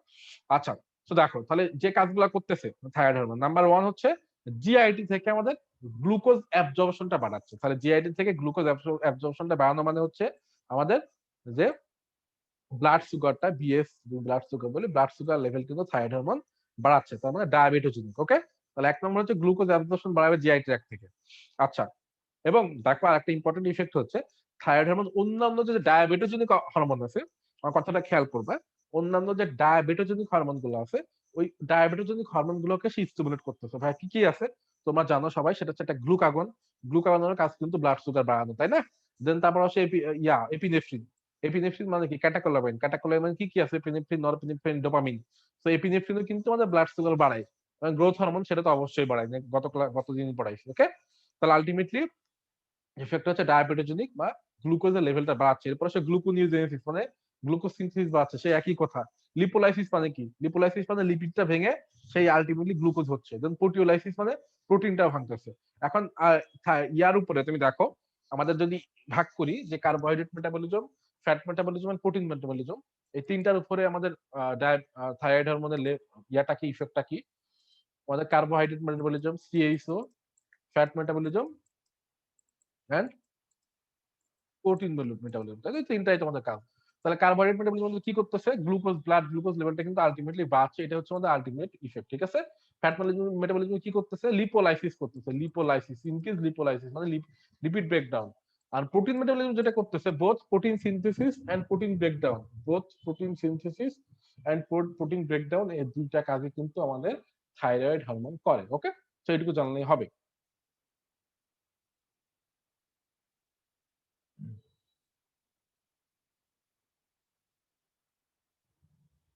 আচ্ছা, এখন দেখো নেক্সট যে স্টেপটা সেটা পড়াবো, সেটা হচ্ছে নেক্সট ফাংশনটা হচ্ছে কার্ডিওভাস্কুলার এন্ড রেসপিরেটরি। সিভিএস এর উপরে থাইরয়েড হরমোনের ইফেক্টটা কি, এন্ড রেসপিরেটরি সিস্টেমের উপরে থাইরয়েড হরমোনের ইফেক্টটা কি? তাহলে থাইরয়েড হরমোন যেহেতু তোমাদেরকে বলছি অলরেডি যে থাইরয়েড হরমোন আমাদের আলটিমেটলি অক্সিজেন কনজাম্পশনটা বাড়াচ্ছে। ওকে, অক্সিজেন কনজাম্পশনটা বাড়াচ্ছে, ফলে আমাদের একটা টিস্যুর জন্য যে প্রয়োজনীয় অক্সিজেনের ডিমান্ড সেটার লেভেলটাও কিন্তু বাড়িয়ে দিচ্ছে। যেহেতু আমাদের অক্সিজেন কনজাম্পশন বাড়ছে, ফলে টিস্যুর যে অক্সিজেন ডিমান্ড সেটাও বাড়বে, খুবই স্বাভাবিক। ওকে, খুবই স্বাভাবিক। তাহলে এখন কথাটা হচ্ছে ভাইয়া, তাহলে এই যে অক্সিজেন কনজাম্পশন বাড়াচ্ছে থাইরয়েড হরমোন, যেটা আমি প্রথম ফাংশনেই পড়ছি, এন্ড আলটিমেটলি টিস্যুর যে অক্সিজেন ডিমান্ড সেটা বাড়তেছে, তাহলে এই যে তো ডিমান্ড থাইরয়েড হরমোন কিভাবে ফুলফিল করতেছে? সেটা হচ্ছে একটা উপায়ে, সেটা একটাই উপায় আছে, একটা উপায় ঠিক না, একটাই তো উপায় আছে। সেটা কি বলো? হচ্ছে কার্ডিয়াক আউটপুট বাড়ানো, তাই না? সেটা হচ্ছে আমাদের কার্ডিয়াক আউটপুট বাড়ানো। তাহলে কার্ডিয়াক আউটপুট কেমনে বাড়ে? কার্ডিয়াক আউটপুট বাড়ানোর সূত্রটা সবাই মনে করে দেখো, আমি আর বলবো না, এখন বলো তো দেখি। Cardiac output equal shot, cardiac output equal shot.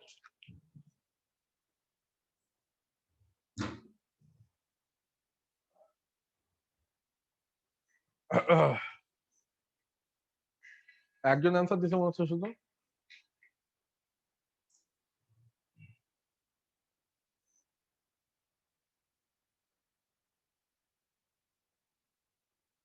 Very good, very good.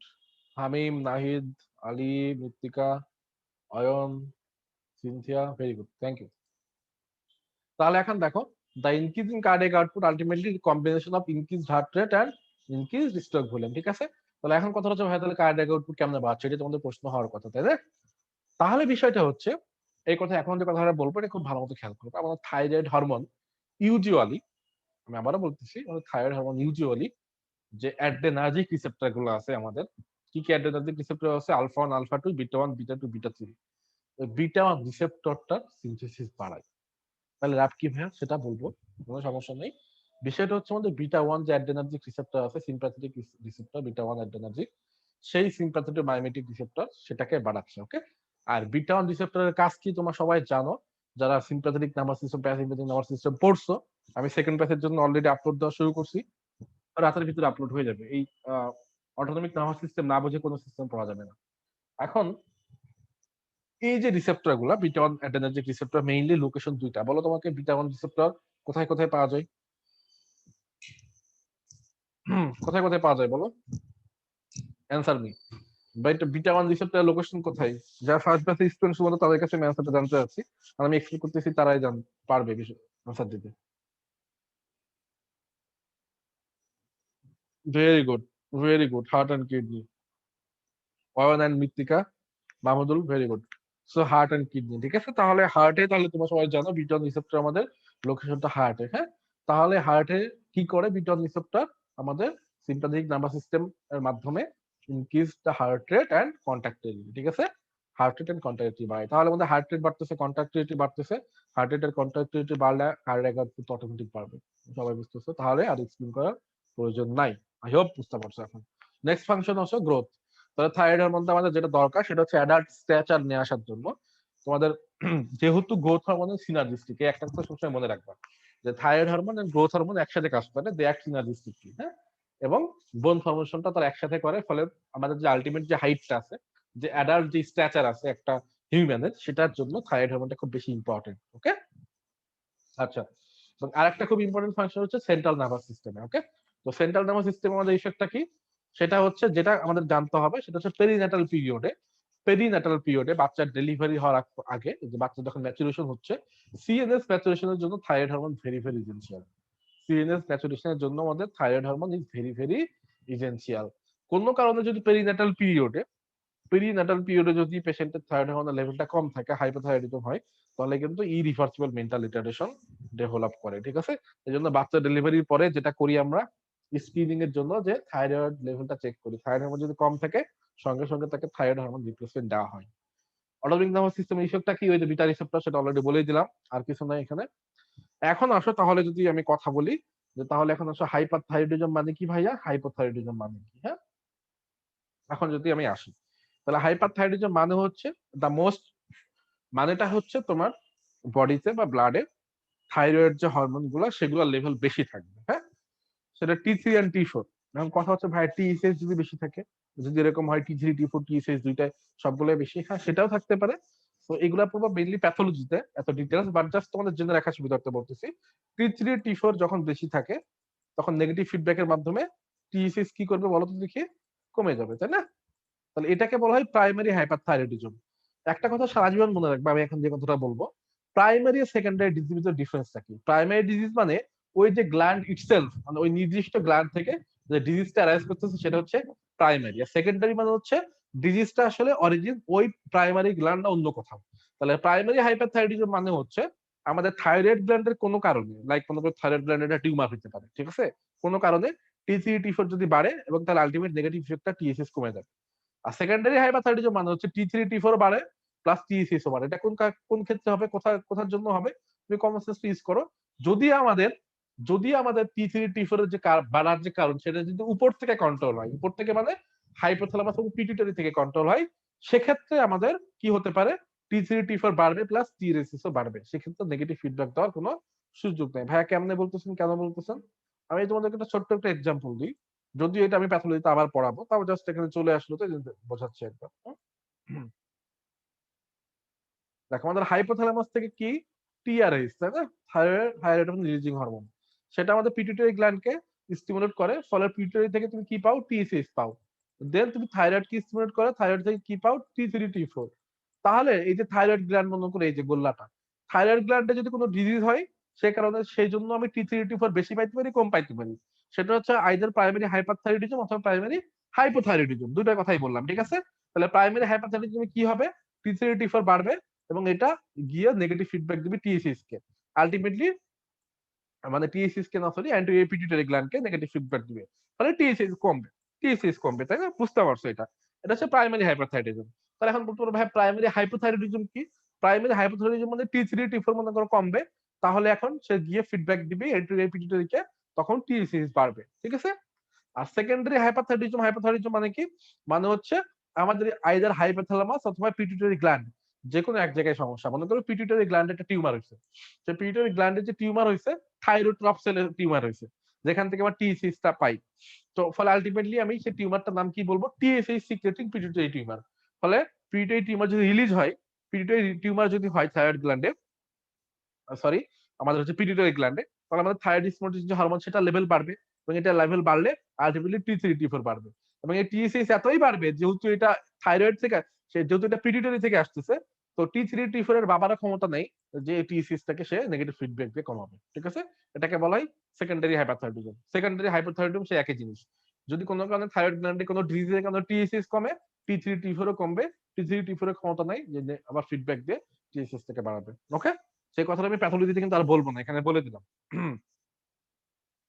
এখন আসো তাহলে যেটা পড়াচ্ছিলাম, যে হাইপারথাইরয়েডিজমের মধ্যে মোস্ট কমন ফর্ম সেটা কি, হুম সেটা হচ্ছে গ্রেভস ডিজিজ। সেটা হচ্ছে গ্রেভস ডিজিজ। তো গ্রেভস ডিজিজ জিনিসটা কি? গ্রেভস ডিজিজটা হচ্ছে একটা autoimmune disorder characterised by increased circulating levels of thyroid stimulating immunoglobulin. Okay, তাহলে এই যে একটু আগে যে জিনিসটা পড়াইলাম যে আমাদের একটা অটোইমিউন ডিসঅর্ডার যেখানে আমাদের টিএসআই লেভেলটা বাড়তেছে, তাহলে টিএসআই লেভেল কি করবে? সুন্দর মতো চলে যাবে থাইরয়েড যে গ্ল্যান্ড আছে থাইরয়েড গ্ল্যান্ডে। এই যে আমাদের টিএসআই লেভেলটা বাড়লো, হ্যাঁ, টিএসআই লেভেল বেড়ে চলে যাবে থাইরয়েড গ্ল্যান্ডে। থাইরয়েড গ্ল্যান্ডে কি আছে বলো?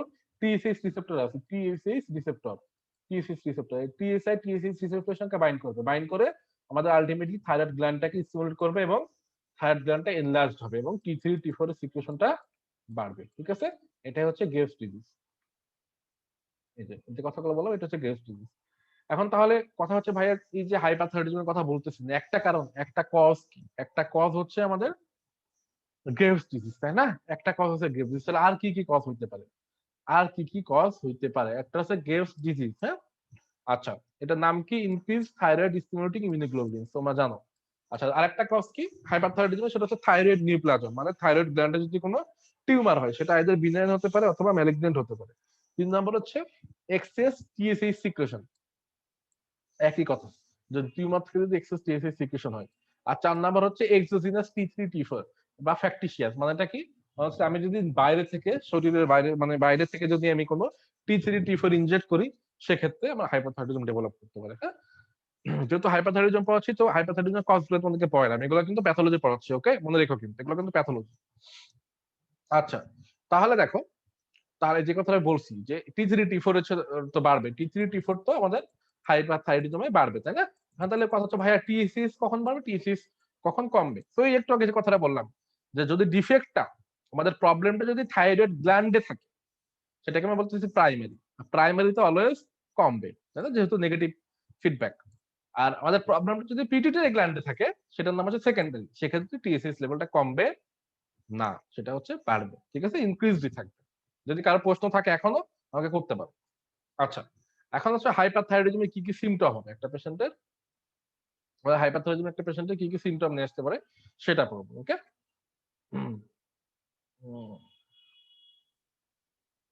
দেখো, সেটা হচ্ছে যেহেতু পেশেন্টের মেটাবলিক রেট অনেক বাড়বে, তো মেটাবলিক রেট যদি অনেক বাড়ে, সেক্ষেত্রে আমাদের তুমি যতই খাও না কেন, তোমার ওয়েট লস হতেই থাকবে, হতেই থাকবে। কারণটা কি? তোমার মেটাবলিজমটা অনেক ভালো এবং মেটাবলিক রেটটা অনেক বেশি। এই জন্যই কিন্তু তুমি একটা জিনিস চিন্তা করবা, তোমার যদি কোনো সিবলিং থাকে, দেখা যায় তোমার সিবলিং তোমার চাইতে অনেক বেশি খায়, সারাদিন ফাস্ট ফাস্ট ফুড খাচ্ছে, পিৎজা বার্গার, লাইক সুলতানের ডে বিরিয়ানি খাচ্ছে, প্রতিদিন খাচ্ছে, কিন্তু আলটিমেটলি তুমি কিন্তু ডায়েট করতেছো, ঠিক আছে, শসা গাজর মূলা খেয়ে আছো, কিন্তু তোমার ওয়েট কিন্তু কমতেছে না, আর ওটাও একটা জায়গায় স্টেবল আছে, তোমারটা বাড়তেছে, তারটা কমতেছে, তোমার একটা জায়গায় স্টেবল আছে। কারণটা কি?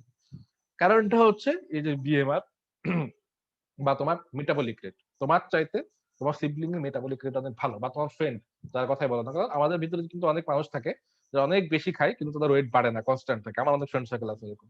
কিন্তু আমার নিজের ক্ষেত্রে কথা যদি আমি বলতে পারি, আমি নিজে কিন্তু একবার একবার রাইস খাই বা একবার অনেকদিন খাইও না, অনেক আগে থেকেই, কিন্তু আমার ওয়েট এমনিতেই কন্ট্রোলে থাকে না, বা কারণটা হচ্ছে মেটাবলিজম। ঠিক আছে, যেটা কারণটা হচ্ছে মেটাবলিজম। বিষয়টা এরকম না যে তুমি কম খাইলে তোমার ওয়েট কমবে আর বেশি খাইলে তোমার ওয়েট বাড়বে, এটা সবকিছুই হচ্ছে মেটাবলিজমের খেলা। তাহলে হাইপারথাইরয়েডিজম যেটা হয় যে মেটাবলিক রেটটা অনেক বেশি থাকে, মেটাবলিক রেটটা অনেক বেশি থাকে, এবং আলটিমেটলি তুমি যতই খাও না কেন, তোমার ওয়েট লসটা বাধ্য, ওয়েট কমতে বাধ্য, হ্যাঁ। হিট প্রোডাকশন হবে এক্সেসিভ, আমি এক্সপ্লেন করছি। হিট প্রোডাকশন হচ্ছে সোয়েটিং হবে এবং হার্ট রেট বাড়বে, সেটা এক্সপ্লেন করছি। এবং নার্ভাস সিস্টেমের উপরে যে ইফেক্টটা আছে, সেটা হচ্ছে আমাদের নার্ভাস সিস্টেমের ইফেক্টের কারণে ট্রেমর হবে, পেশেন্ট ট্রেমর ডেভেলপ করবে, নার্ভাসনেস ডেভেলপ করবে, উইকনেস ডেভেলপ করবে, ঠিক আছে। এবং থাইরয়েড হরমোন যদি বাড়ে, যদি পেশেন্টের গ্রেভস ডিজিজ হয়, তাহলে গয়টার ডেভেলপ করতে পারে। গয়টার জিনিসটা কি সেটা আলাদা করে এক্সপ্লেন করবো। গয়টার মানে হচ্ছে যে কোনো কারণে থাইরয়েড গ্ল্যান্ড যদি বাড়ে বা বড় হয়, সেটাকে বলি গয়টার। এবং গয়টারের মজার জিনিস হচ্ছে, বিষয়টা কিন্তু এরকম না যে হাইপার থাইরয়েডিজমে গয়টার ডেভেলপ করে, হাইপোথাইরয়েডিজমে গয়টার ডেভেলপ করতে পারে। সেটা একটু পরে ডিসক্রাইব করবো তোমাদেরকে, এটা খুব ইন্টারেস্টিং একটা টপিক। তো যখন থাইরয়েড হরমোনটা এনলার্জ হবে, লাইক গ্রেভস ডিজিজে থাইরয়েড হরমোনটা এনলার্জ হয়, গয়টার ডেভেলপ করে, তখন কিন্তু আমাদের থাইরয়েড গ্ল্যান্ডটা কি করতে পারে বলতো দেখি? এসোফেগাসকে কম্প্রেস করতে পারে। এসোফেগাসকে কম্প্রেস করলে আমাদের সোয়ালিং এর সমস্যা হতে পারে, ঠিক আছে, ডিসফেজিয়া ডেভেলপ করতে পারে। এটা কিন্তু খুবই ইম্পর্টেন্ট, তোমার কিন্তু এক্সামে কেসে থাকবে, আমরা যখন নিউরাল সলভ করবো তখন দেখবা যে বলবে পেশেন্ট ডিসফেজিয়া নিয়ে আসছে, ঠিক আছে। আচ্ছা, যদি এখন এক্ষেত্রে দেখো সিমটম গুলো হচ্ছে increase basal metabolic rate, weight loss, heat production, sweating, cardiac output, dyspnoea, shortness of breath, tremor, muscle weakness, exophthalmos, goitre. ঠিক আছে, সব জিনিসগুলোই কিন্তু একই জিনিস, একই কথা, একই এক্সপ্লেনেশন। ট্রিটমেন্টটা কি? ট্রিটমেন্ট হচ্ছে আমি অ্যান্টি থাইরয়েড ড্রাগ দেবো। এখন আমরা কি পড়তেছি? ফার্মাকোলজি পড়তেছি। ট্রিটমেন্ট হচ্ছে আমরা অ্যান্টি থাইরয়েড ড্রাগ দেবো। অ্যান্টি থাইরয়েড ড্রাগ মানে কি? অ্যান্টি থাইরয়েড ড্রাগ মানে হচ্ছে যেসব ড্রাগ থাইরয়েড হরমোন সিনথেসিস যে এক একটা স্টেপ ছিল, মনে করে দেখো কতদিন যেগুলো পড়াইছি, ওই এক একটা স্টেপকে যদি ইনহিবিট করতে পারে সেগুলোকে বলি আমি অ্যান্টি থাইরয়েড ড্রাগ। এবং একটা ড্রাগের কথা তোমাদেরকে আমি গতদিন বারবার বলছি, প্রোপাইল থাইরোইউরেসিল। প্রোপাইল থাইরোইউরেসিল কি করে? আমাদের যে থাইরয়েড যে পারক্সিডেজ এনজাইম ছিল, যে পারক্সাইড এনজাইমটা কিন্তু আমাদের স্টেপ 3, স্টেপ 4, স্টেপ 5 কে সিনথেসিস করতেছিল বা স্টিমুলেট করতেছিল। প্রোপাইল থাইরোইসিল কি করবে? সেই স্টেপগুলোকে ইনহিবিট করবে, ফলে আমরা প্রোপাইল থাইরোইসিল দিতে পারি। ঠিক আছে, যেমন থাইরয়েডক্টমি করতে পারি, মানে থাইরয়েড গ্ল্যান্ডটা কেটে ফেলতে পারি। এবং আমরা রেডিও আয়োডিন অ্যাবলেশন দিতে পারি, থাইরয়েড গ্ল্যান্ডটাকে ডিস্ট্রয় করে রেডিও আয়োডিন অ্যাবলেশন। আর একটা কথা হচ্ছে বিটা ব্লকার দিতে পারে, যেহেতু আমাদের বিটা 1 রিসেপ্টরকে আমাদের পেশেন্টের হার্ট রেট বাড়তেছে, কন্ট্রাক্টিলিটি বাড়তেছে, তাই না? সেক্ষেত্রে আমরা বিটা ব্লকার দিতে পারি। ওকে, এটা মনে রাখবা একটা পেশেন্ট। আচ্ছা, তাহলে এখন আসলে হাইপোথাইরয়েডিজম করি। তাহলে ভাই হাইপোথাইরয়েডিজমের কজ কি কি আছে? The most common cause of hypothyroidism হচ্ছে autoimmune destruction of the thyroid gland, বা যেটাকে আমরা বলি থাইরয়েডাইটিস, হাসিমোটো থাইরয়েডাইটিস। হ্যাঁ, আরো কি কি কজ থাকতে পারে? যদি কোনো কারণে থাইরয়েড গ্ল্যান্ডটা কেটে ফেলো, মনে করো একটা পেশেন্ট তোমার কাছে হাইপার থাইরয়েডিজম নিয়ে আসছে বা গ্রেভস ডিজিজ নিয়ে আসছে, তুমি তার কি করবা? থাইরয়েড গ্ল্যান্ড কেটে ফেলা। তাহলে এখন কি ডেভেলপ করতে পারো? তোমার এক্সামে অবশ্যই এই কেস থাকবে, এখন তুমি হাইপোথাইরয়েডিজম ডেভেলপ করতে পারো। ঠিক আছে, কোনো কারণে যদি পেশেন্ট আয়োডিন ডেফিসিয়েন্সি হয়, যেহেতু তোমাদের থাইরয়েড হরমোন সিনথেসিসের জন্য আয়োডিন দরকার, এবং হাইপোথ্যালামিক অথবা পিটুইটারি ডেফিসিয়েন্সি বা ফেইলিয়ার হলে আমাদের হাইপোথাইরয়েডিজম ডেভেলপ করতে পারে। ঠিক আছে, এখন কেমনে ডায়াগনোসিস করবা? T3, T4 আর T6 লেভেল দেখে, যখন দুইটার ডিরেকশন সেম থাকবে সেটাকে অলওয়েজ সেকেন্ডারি বলবা। মানে সেকেন্ডারি হাইপোথাইরয়েডিজমে কি হবে? সেকেন্ডারি হাইপোথাইরয়েডিজমে T3, T4 ও কমবে, T6 ও কমবে, তাই না? এটা হচ্ছে সেকেন্ডারি। সেকেন্ডারি ডিরেকশন সবসময় একই দিকে থাকবে, দেখো ডিরেকশন একই দিকে। ওকে, আচ্ছা, তাহলে হাইপোথাইরয়েডিজমের সিম্পটম কি কি? হাইপোথাইরয়েডিজমের সিম্পটম একদমই জাস্ট উল্টা হাইপারথাইরয়েডিজমের উল্টা। সেটা হচ্ছে আমাদের মেটাবলিক রেট কমবে, এবং তুমি যতই কম খাবে না কেন তোমার ওয়েট গেইন হবে। যতই কম খাবে না কেন তোমার ওয়েট গেইন হবে। ঠিক আছে, কারণ তোমার মেটাবলিক রেটটা কম, হিট প্রোডাকশন কম হবে, ফলে পেশেন্টের অনেক বেশি ঠান্ডা লাগবে, কোল্ড ইনটলারেন্স ডেভেলপ করবে। হ্যাঁ, কোল্ডটা টলারেট করতে পারবে না। হার্ট রেট কমবে, তোমরা জানো। হচ্ছে এবার নার্ভাস সিস্টেমের উপর ইফেক্টটা আসে। নার্ভাস সিস্টেমের উপর ইফেক্ট হচ্ছে পেশেন্টের ফ্যাটিক লাগবে, কোনো কিছু করতে ভালো লাগে না, লেথার্জিক, মেন্টাল অ্যাক্টিভিটি, ওই যে ভালো লাগে না যে রোগ আছে সেটা ডেভেলপ করতে পারে। ওকে, কনস্টিটিউশন ডেভেলপ করতে পারে, মেনস্ট্রুয়াল ডিসফাংশন ডেভেলপ করবে। এটা হচ্ছে আমি এক্সপ্লেনেশন প্যাথোলজি পড়ানোর সময় বলবো। আচ্ছা, এখন আসো myxoedema. Myxoedema level করে, এই মিক্স ইডিমা জিনিসটা কি এটা আমি এখানে এক লাইন ডেসক্রাইব করি, বাকিটুকু প্যাথোলজিতে ডেসক্রাইব করবো। মিক্স ইডিমা জিনিসটা কি? মিক্স ইডিমা জিনিসটা হচ্ছে, মিক্স নামটা শোনো, মানেটা হচ্ছে আমাদের মিউকোপলিস্যাকারাইড, মানে গ্লাইকোসামাইনোগ্লাইকেন্স আছে, বা মিউকোপলিস্যাকারাইড একটা সাবস্টেন্স, তোমার নাম শুনছো। এই মিউকোপলিস্যাকারাইড হচ্ছে অসমোটিক্যালি অ্যাক্টিভ সাবস্টেন্স। ঠিক আছে, এই মিউকোপলিস্যাকারাইড গুলা কি হয়? আমাদের ডেপোজিশন হয় ইন্টারস্টিশিয়াল স্পেসে বা টিস্যুতে। ওকে, ইন্টারস্টিশিয়াল যে টিস্যুতে আছে ওখানে ডেপোজিট হওয়ার পরে ইডিমা ডেভেলপ করে, সেটাকে আমরা বলতেছি মিক্স ইডিমা। যে মিউকোপলিস্যাকারাইডের কারণে যে ইডিমাটা ডেভেলপ করতেছে, মিউকোপলিস্যাকারাইড ডেপোজিশনের কারণে, সেটাকে বলতেছি মিক্স ইডিমা। ওকে, আচ্ছা, আর একটা জিনিস, যদি আমাদের একটা পেরিনেটাল পিরিয়ডে একটা বাচ্চা যদি হাইপোথাইরয়েডিজম ডেভেলপ করে, সেটাকে আমরা কি বলি তোমরা জানো? সেটা হচ্ছে ক্রিয়েটিনিজম বলি, তাই না? ক্রিয়েটিনিজম। পেরিনেটাল পিরিয়ডে যদি একটা বাচ্চার হাইপোথাইরয়েডিজম ডেভেলপ করে, মানে থাইরয়েড হরমোন তুমি কম পাও একটা বাচ্চা ডেলিভারি পরে, সেক্ষেত্রে ক্রিয়েটিনিজম এর চান্স বেড়ে যায়, এবং সেটাকে আমরা ক্রিয়েটিনিজম বলি। ট্রিটমেন্টটা কি হাইপোথাইরয়েডিজমে? খুবই সোজা, সেটা হচ্ছে আমাদেরকে থাইরয়েড যে ড্রাগ গুলো আছে, যেটাকে থাইরয়েড হরমোন সিনথেসিস করতেছে, সেই ড্রাগ গুলো আমাদের দেওয়া লাগবে। থাইরয়েড হরমোন রিপ্লেসমেন্ট থেরাপি, সোজা হিসাব। ওকে, T4 দিই আমরা, ইউজুয়ালি T4 দিই, খুবই সোজা। আচ্ছা, তাহলে এখন দেখো, আমি যদি এখানে তোমাকে বলি একবার যে হাইপোথাইরয়েডিজমের কজ কি, থাইরয়েডাইটিস, হাসি মতো, নাম হচ্ছে হাসি মতো। সার্জারি যদি তুমি করো, হাইপারথাইরয়েডিজমে যদি কোনো সার্জারি করো, দেখছো একটু আগে বললাম একটা কেস থাকবে এইভাবে, যে তোমার কাছে একটা পেশেন্ট আসছে 25 বছরের, গ্রেভস ডিজিজ নিয়ে, তুমি তাকে সার্জারি করলা, সার্জারির 2 দিন পরে দেখলা পেশেন্টের হাইপোথাইরয়েডিজমের ফিচার পাচ্ছ। ওকে, আয়োডিন ডেফিসিয়েন্সি, কনজেনিটাল, মানে ক্রিয়েটিনিজম, যেটা বললামই। আচ্ছা, কি কি সিমটম পাবা সেগুলো অলরেডি বলে দিচ্ছি, ডিসক্রাইব করে দিছি। ওকে, আচ্ছা, তাহলে আসো এখন আমাদের গয়টার। হ্যাঁ, এখন আমাদের টপিকটা হচ্ছে গয়টার। এটা খুবই ইন্টারেস্টিং টপিক, কিন্তু এই গয়টার টপিকটা নিয়ে আমি নিজেই ফার্স্ট টাইম পড়ার সময় আমার কনফিউজ লাগতো যে গয়টার আসলে হাইপারথাইরয়েডিজমে ডেভেলপ করে না হাইপোথাইরয়েডিজমে ডেভেলপ করে। হ্যাঁ, এটা কিন্তু মজার বিষয়।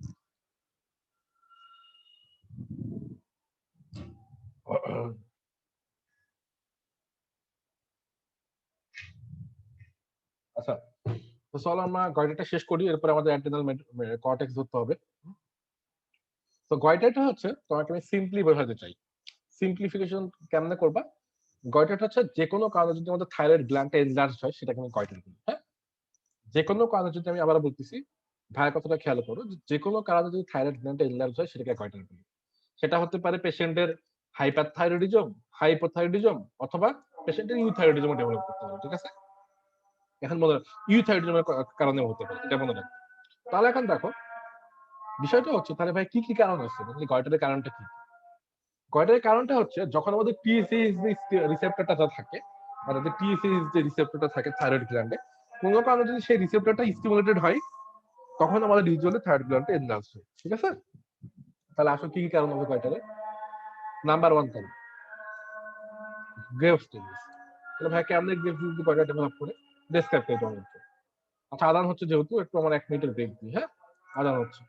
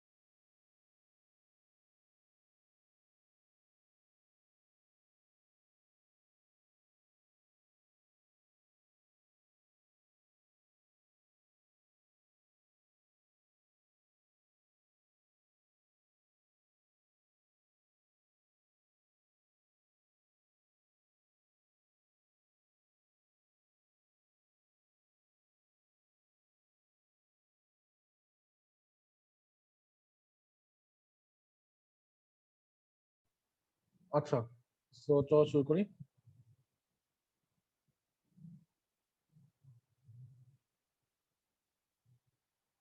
তো যেটা কথা বলতেছিলাম, যে গ্রেভ ডিজিজ হচ্ছে আমাদের most common form of hyperthyroidism. এখানে যেটা হচ্ছে, যে আমাদের টিএসএইচ যে আইটা আছে, থাইরয়েড স্টিমুলেটিং ইমিউনোগ্লোবিন, সেটা লেভেল অনেক বাড়ে। ফলে সেই টিএসএইচ যে আমাদের রিসেপ্টরটা আছে সেটাকে স্টিমুলেট করে, ফলে পিটুইটারি গ্ল্যান্ডটা এনলার্জ হয়েছে। ঠিক আছে, খুবই স্বাভাবিক। ফলে গয়টা ডেভেলপ করে, এটাতে আসলে কোনো কনফিউশন নাই যে গ্রেভ ডিজিজে গয়টা ডেভেলপ করে। এরপর আসলে TSH secreting tumour. TSH secreting tumour মানে হচ্ছে যদি টিএসসি সিক্রেটিং টিউমার মানে হচ্ছে আমার যদি increase level of TSCs, TSC secreting tumour মানে হচ্ছে যদি ইনক্রিজ লেভেল অফ টিএসসিস তুমি পাও, কোথায় পাবো ভাইয়া? তুমি যদি পিটুইটারি গ্ল্যান্ড থেকে, পিটুইটারি গ্ল্যান্ডে যে টিউমার গুলো আছে যেটা আমরা নিউরোলজিতে পড়বো, সো অনেক টিউমার আছে। সো পিটুইটারি গ্ল্যান্ডে যদি কোনো টিউমার থাকে যেখান থেকে টিএসসি সিক্রেশন হয়, টিএসসি কি করবে? পিটুইটারি গ্ল্যান্ডকে স্টিমুলেট করবে, ফলে আলটিমেটলি আমরা এনলার্জ যে গ্ল্যান্ড সেটা পাবো, গয়টার। তাহলে হাইপারথাইরয়েডিজমের মেইনলি গয়টারের দুইটা কজ আছে, হ্যাঁ। একটা হচ্ছে গ্রেভস ডিজিজে, গ্রেভস ডিজিজে তুমি গয়টার পাবে, একটা হচ্ছে টিএসসি সিক্রেটিং টিউমারে তুমি গয়টার পাবে, এই দুইটাতে, হ্যাঁ। এগুলো কিন্তু গয়টারে নিয়ে পেঁচাবানা, পেঁচাবানা বলতে এখন তো পেঁচানোর সুযোগ নেই, কারণ আমি যদি ক্লিয়ার করে দিচ্ছি, আমি নিজে পড়তে গিয়ে অনেক সময় প্যাচে পড়তাম প্রথম দিকে, যে গয়টার আমার হাইপোথাইরয়েডিজমে কেন ডেভেলপ করতেছে, হাইপারথাইরয়েডিজমে কেন ডেভেলপ করতেছে, ওকে, একটু কনফিউজ হয়েছিলাম, কারণ আমরা জানি যে শুধু আয়োডিন ডেফিসিয়েন্সিতে গয়টা ডেভেলপ করে, বিষয়টা এরকম না, ইন্টারনেটে এটাই পড়ে আসছে, তাই না? তাহলে এখানে গয়টা ডেভেলপ করলে বুঝলে। এখন আসো অটোইমিউন থাইরয়েডাইটিস, অটোইমিউন থাইরয়েডাইটিস একটা পেশেন্টের কেমনে গয়টা ডেভেলপ করে। অটোইমিউন থাইরয়েডাইটিস হচ্ছে কমন কজ অফ হাইপারথাইরয়েডিজম, তুমি বুঝো। এখানে যেটা হয় সেটা হচ্ছে আমাদের যে থাইরয়েড পারক্সিডেজ যে অ্যান্টিবডি। আচ্ছা, এই অটোইমিউন থাইরয়েডাইটিস বা হাসিমতো থাইরয়েডাইটিসের প্যাথোলজি তোমাদেরকে ডেসক্রাইব করা হয়নি, এটা আমি একটু তোমাদেরকে ডেসক্রাইব করব। সেটা হচ্ছে, যদিও প্যাথোলজিতে এটা পড়াবো, সেটা হচ্ছে অটোইমিউন থাইরয়েডাইটিসের একটা পাওয়া যায়, একটা অ্যান্টিবডি পাওয়া যায়, সেটা হচ্ছে thyroid peroxidase antibody, thyroid peroxidase, TPO. Okay, TPO antibody, TPO, TPO thyroid peroxidase. এটা কি করে? থাইরয়েড পারক্সিডেজ অ্যান্টিবডি যখন, সরি, এই থাইরয়েড, থাইরয়েড যে পারক্সিডেজ অ্যান্টিবডি আছে, এটা কি করে? এই থাইরয়েড যে গ্ল্যান্ড আছে, থাইরয়েড গ্ল্যান্ডে যে টিএসএস রিসেপ্টর আছে তার এগেইনস্টে কাজ করে, হ্যাঁ, এগেইনস্টে কাজ করে। ফলে আমাদের যে দেখো গ্রেভস ডিজিজে, গ্রেভস ডিজিজে কিন্তু আমরা একটা অ্যান্টিবডি পাইছিলাম, মানে একটা প্রোটিন পাইছিলাম, তাই না? টিএসআই পাইছিলাম। গ্রেভ ডিজিজে মানে সাবস্টেন্স পাইছি যেটা টিএসআই। গ্রেভ ডিজিজে এই টিএসআই এর জন্য কি হচ্ছে বলো? হাইপারথাইরয়েডিজম হচ্ছে। আর এই হাসিমতো থাইরয়েডাইটিসে যদি তুমি টিপিও পাচ্ছ, থাইরয়েড পারক্সিডেজ অ্যান্টিবডি পাচ্ছ, এর জন্য কি হচ্ছে আমার? যে থাইরয়েড যে থাইরয়েড যে হরমোন তার লেভেলটা কমে যাচ্ছে, ঠিক আছে? কারণ কারণ হচ্ছে সে থাইরয়েড যে স্টিমুলেটিং হরমোন রিসেপ্টর আছে আমাদের হচ্ছে ইয়াতে থাইরয়েড গ্ল্যান্ডে, তার এগেইনস্টে কাজ করতেছে, ওকে। ফলে আমাদের যে থাইরয়েড হরমোন সিক্রেশন সেটা ইম্পেয়ার্ড হচ্ছে। দেখো, autoimmune thyroiditis is a common cause of hyperthyroidism in which thyroid hormone synthesis is impaired by antibodies to peroxidase, okay, leading to decreased T4 and T3 secretion. তাহলে এখন তোমার কাছে যেহেতু T4 and T3 secretion কমে গেছে, কারণ হচ্ছে thyroid peroxidase antibody, তাই না? T3 T4 secretion কমে যাচ্ছে, এখন তুমি কি করবে? T4 T3 গিয়ে নেগেটিভ ফিডব্যাক দিবে, ফলে থাইরয়েড গ্ল্যান্ডটা স্টিমুলেট হয়ে যাবে, ওকে। নেগেটিভ ফিডব্যাক দেওয়ার পরে আমাদের কোথায় যাবে? নেগেটিভ ফিডব্যাক কোথায় দিবে? যে নেগেটিভ ফিডব্যাক দিবে অ্যান্টেরিয়র পিটুইটারিতে। এই যে দেখো, আমি যে রেগুলেশন পাইছি একটু আগে তোমাদেরকে, অ্যান্টি পিটুইটারি স্টিমুলেশন দেবে, নেগেটিভ ফিডব্যাক দিবে, অ্যান্টি পিটুইটারি কি করবে? টিএসএস কে স্টিমুলেট করবে, ফলে থাইরয়েড গ্ল্যান্ডটা এনলার্জ হয়ে যাচ্ছে, ওকে। এটা মনে রাখবে। সো আলটিমেটলি টি3 টি4 লেভেলটা কমবে এবং টিএসএস এর লেভেলটা সেটা হচ্ছে বাড়বে। তাহলে অটোইমিউন থাইরয়েডাইটিস বা হাসিমতো থাইরয়েডাইটিস, ওখানে আবার কি হচ্ছে? ওখানে আমার আমি গয়টার পাচ্ছি, ওখানে গয়টার পাচ্ছি। আরেকটা জায়গায় আমরা গয়টার পাই, সেটা হচ্ছে আয়োডিন ডেফিসিয়েন্সি, যেটা তোমরা সবাই জানো, যেটা তোমরা সবাই জানো, এবং যাদের বাসা নর্থ বেঙ্গল তাদেরকে একটু একটু ক্রিটিসিজম ঠিক না, একটু ফান হজম করতে হয়, হ্যাঁ। আয়োডিন ডেফিসিয়েন্সি, তাহলে কি হচ্ছে আমাদের? তুমি চিন্তা করো যে ডেফিসিয়েন্সি অফ আয়োডিন যদি হয়, তাহলে আমাদের যে থাইরয়েড হরমোন যে সিনথেসিস, যে টি4 সিনথেসিস করতেছি, গতকালকে আমরা টেস্টে পড়ছি, আমাদের আয়োডিন দরকার, তাই না? আয়োডিন দরকার। সো আয়োডিন যদি ডেফিসিয়েন্সি হয়, তাহলে আলটিমেটলি আমাদের টি3 টি4 সিক্রেশন কমে যাবে। টি3 টি4 সিক্রেশন যদি কমে যায়, নেগেটিভ ফিডব্যাক দিয়ে কি করবে? নেগেটিভ ফিডব্যাক কোথায় দেবে? অ্যান্টি পিটুইটারি দেবে, অ্যান্টি পিটুইটারি থেকে কি হবে? টিএসসি সিক্রেশন হবে, টিএসসি সিক্রেশন কি হবে? হলে কি হবে? থাইরয়েড গ্ল্যান্ড এনলার্জ হবে, থাইরয়েড গ্ল্যান্ড এনলার্জ হলে কি হবে? গয়টা ডেভেলপ হবে, সেম জিনিস, ওকে। আশা করি বুঝতে পারছি। এখন আসো, এখন আমরা পড়বো হচ্ছে অ্যাড্রেনাল কর্টেক্স এন্ড মেডুলা। আমাদের সময় আছে আধা ঘন্টা মতো এখনো, সো আই হোপ যে ইনশাআল্লাহ দেখি চলো শেষ করে অ্যাড্রেনাল মেডুলা এন্ড কর্টেক্স। তাহলে আমাকে বলো তো দেখি, অ্যাড্রেনাল মেডুলা এন্ড কর্টেক্স মানে অ্যাড্রেনাল গ্ল্যান্ড, অ্যাড্রেনাল গ্ল্যান্ডের সিচুয়েশন কোথায় দেখি, বলো। অ্যাড্রেনাল গ্ল্যান্ড কোথায় থাকে?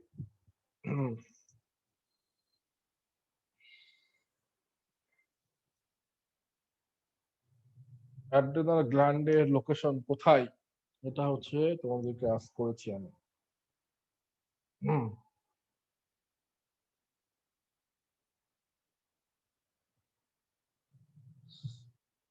আচ্ছা আচ্ছা, সবাই অ্যান্সার পারছো, বাট ভালো লাগছে। একজন বলে কিডনির উপরে, একজন বলে above the kidney, top of the kidney, সবচাইতে অ্যাপ্রোপ্রিয়েট একসেপ্টেড অ্যান্সার হচ্ছে মৃত্তিকা যেটা বলছে যে সুপ্রা রেনাল রিজন। সবারটাই ঠিক আছে, জানলেই হচ্ছে, তাই না? আমি তো আমি তো তোমার প্রফেসর না যে তোমাকে ফেল করার জন্য বুঝছি। তোমার বলতে পারছো এটাতেই হবে। বাট ওই যে কিডনি টু পি নাইস। আমি এই যে আলীকে কপি করলাম, এটা তুমি আমাকে বলছো নাইস, আমি কপি করে বললাম নাইস। আচ্ছা দেখো, এখন অ্যাড্রেনাল মেডুলা এন্ড হচ্ছে অ্যাড্রেনাল কর্টেক্স। তাহলে অ্যাড্রেনাল গ্ল্যান্ডকে আমি ইউজুয়ালি হিস্টোলজিক্যালি, ওকে, হিস্টোলজিক্যালি দুইটা ভাগে ভাগ করতে পারি, একটা হচ্ছে অ্যাড্রেনাল কর্টেক্স, একটা হচ্ছে adrenal medulla. So adrenal cortex হচ্ছে আমাদের গ্ল্যান্ডের আউটার জোন, বুঝতেই পারতেছো। এখন যে জিনিসটা আমি হাইলাইট করতে চাই, এমফাসিস করতে পারবো না কতটা ইম্পর্টেন্ট জানা, সেটা হচ্ছে অ্যাড্রেনাল কর্টেক্সের অরিজিন হচ্ছে মেসোডার্মাল। স্টেপানোর জন্য মাস্ট লাগবে মেসোডার্মাল। আর অ্যাড্রেনাল মেডুলা হচ্ছে হিস্টোলজিক্যালি ইনার জোন, যেটার অরিজিন হচ্ছে নিউরো একটোডার্মাল অরিজিন। এই জিনিসটা তার জন্য এক্সাম হলে যাওয়া যাবে না। নিউরো একটোডার্মাল, অ্যাড্রেনাল মেডুলা হচ্ছে নিউরো একটোডার্মাল, আর অ্যাড্রেনাল কর্টেক্স হচ্ছে মেসোডার্মাল, ঠিক আছে? অ্যাড্রেনাল কর্টেক্সের এরিয়াটাই মেইনলি বেশি, 80%। অ্যাড্রেনাল কর্টেক্স থেকে আমরা ইউজুয়ালি কি কি পাচ্ছি, যে অ্যাডেনোকর্টিক্যাল স্টেরয়েড হরমোন আছে, জিএফআর পাচ্ছি।